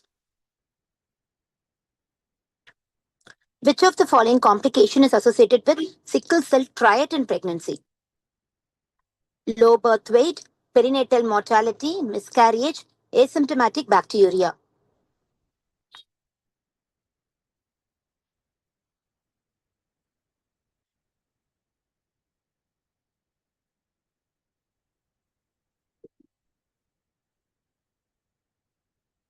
Yes, asymptomatic bacteria because the other things are seen in sickle cell disease, not in the triad. So scoreboard is the same. Next. Cold agglutination disease may be induced by lead poisoning, RSV, mycoplasma pneumonia, renal diseases.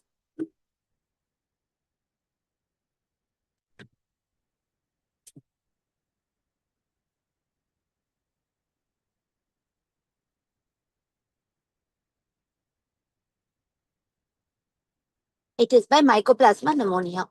So not many have got it correct. So scoreboard, yeah, Dr. Meena is climbing up and Dr. Namrata is still in the first place. Next. Target cells are seen in all except post-splenectomy status, thalassemia, chronic liver disease, vitamin B12 deficiency. So it is not seen in one of them.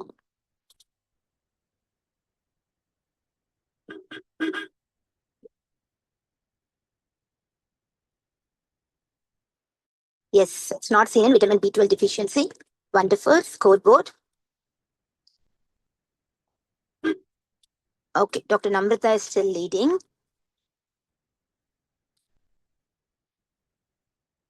Falsely elevated serum ferritin despite iron deficiency anemia seen in dehydration, inflammation, pregnancy itself can be seen the associated megaloblastic anemia.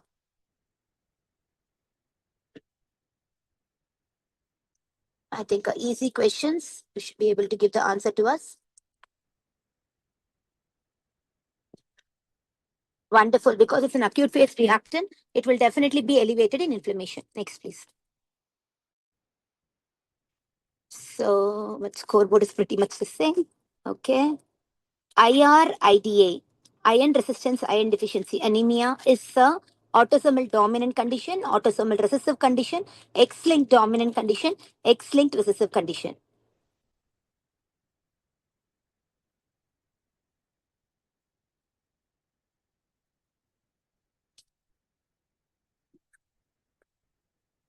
It's an autosomal recessive condition. Most of the mineral deficiencies are like autosomal recessive.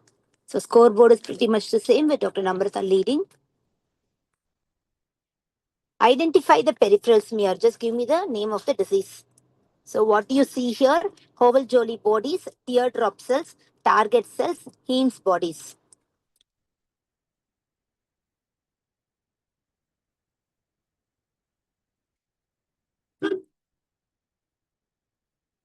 So concentrate on those blue color things.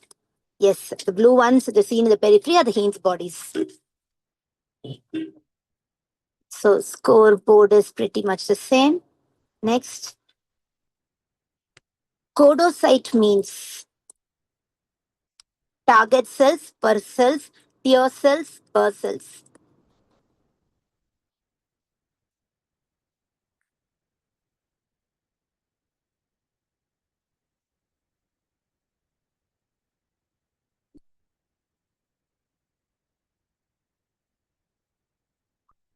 Yeah, it's another name for target cells, codocytes. So Dr. Yo-Yo is climbing. Dr. Namrata and Dr. Nostoni are in the first and second. Very good, guys. Identify the peripheral smear. Just identify the image. What is the type of cell you see? Whether it's a target cell, oval jolly bodies, the bite cells, or the schistocytes. Concentrate on the RBC alone.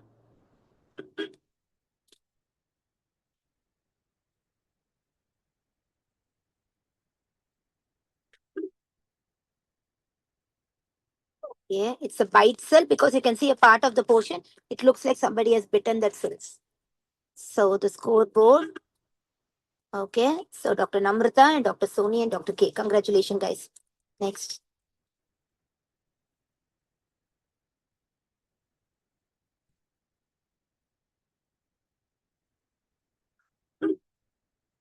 Menzel's index is MCH by RBC count, MCV by RBC count, hemoglobin by MCHC, MCV into RDW divided by RBC. So what is Menzel's index? Yes, it is MCV by RBC. Yes, most of you have got it correct. And this differentiates between your iron deficiency and thalassemia. So congratulations, Dr. Namrata Soni. So staying on the top two. Next. Dr. Rajesh, over to you. Thank you. So we have already half of the contestants left. Now only half is playing. We'll go to the last few questions. So what is the increase I in hope their network is not right. That's why they all left. What is the increase in hemoglobin with oral iron?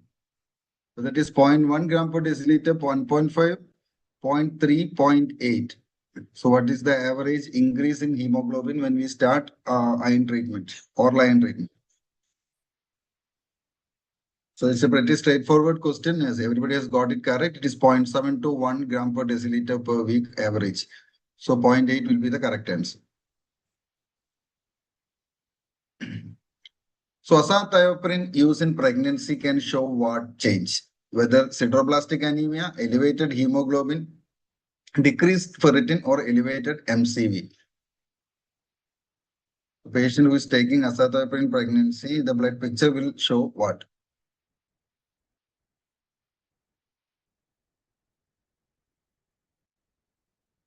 So the answer is elevated MCV. So azathioprine, it's actually a immunosuppressive drug, and it actually interferes with the synthesis via inhibition of the DNA synthesis by inhibition of the purine metabolism. So what happens is the cells will be macrocytes, but there might not be an anemia. So there will be only increased in corpuscular volume that may be noticed. So it may mimic macrocytes, but without any anemia. So next question. What time should we stop hydroxyurea in a patient who has sickle cell disease? So when they get pregnant, when should we stop? 3 months prior to conception, when the patient gets positive, UPT positive in the 3rd trimester of pregnancy before delivery, or it can be continued during pregnancy. So what is your take on hydroxyurea in a patient with sickle cell disease?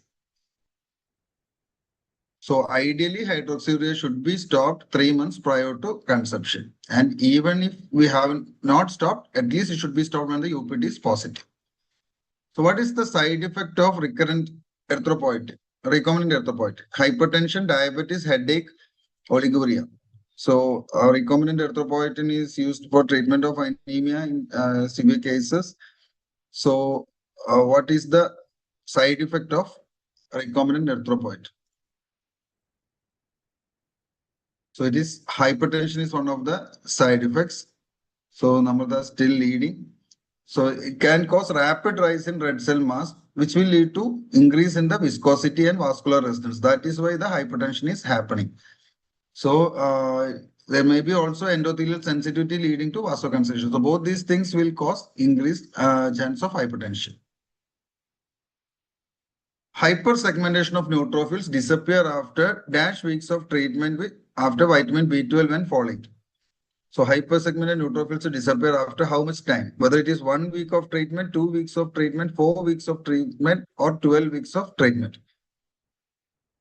So it is vitamin B12 and folate treatment. How much time it will take to disappear? So 2 weeks is the correct answer. I know many has gone for a wild guess. So the increase in reticulocyte count happens within 1 week, that is around 3 to 5 days. And hypersegmented neutrophils disappear after around 2 weeks, 10 to 14 days. And the normalization of hemoglobin usually happens after 6 to 8 weeks. Which of the following conditions has a microcytic blood picture? Whether it is lead poisoning, folic acid deficiency, hypothyroidism, or liver disease. So which of the condition can have a microcytic anemia-like blood picture?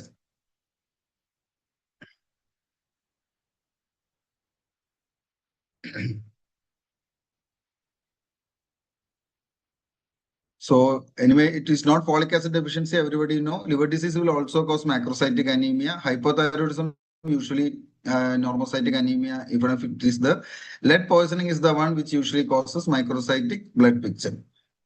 So Namrata is leading and Dr. Soni is closely behind. We have a few more questions left. Which of the following adverse pregnancy outcome is most commonly associated with anemia in pregnancy? So anemia in pregnancy can cause all these complications, but which is most commonly associated, whether it is stillbirth, preeclampsia, preterm birth, FGR. I know everything is commonly, everything is associated with anemia, but most common association is with heart complication.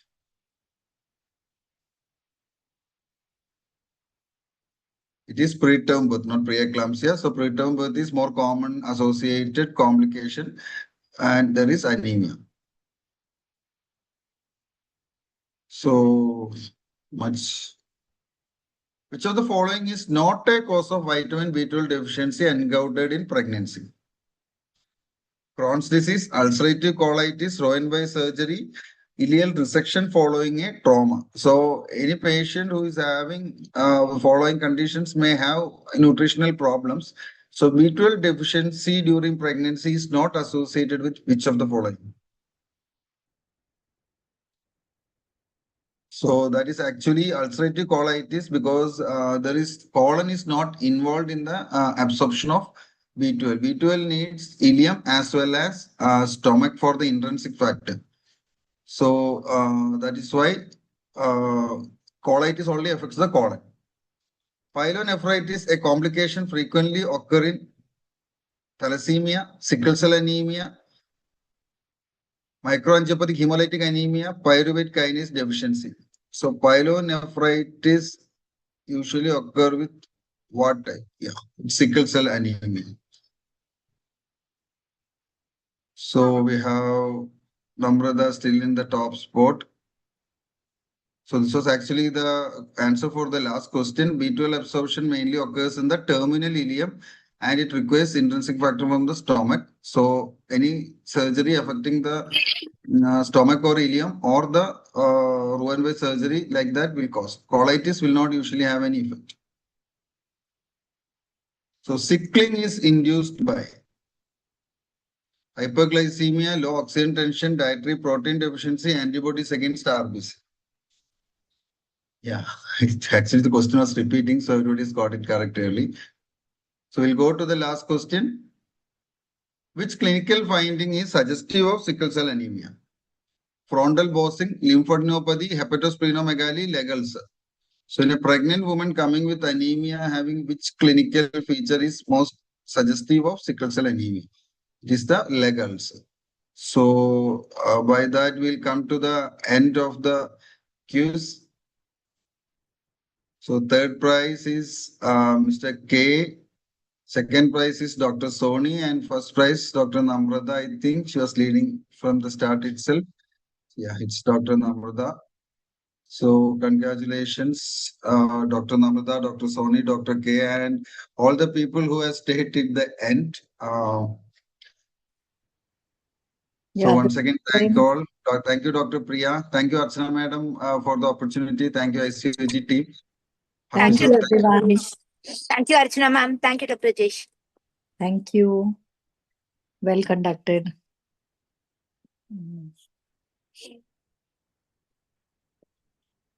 So I think we can leave because we are already late. Hafizur, Hafizur, where are you?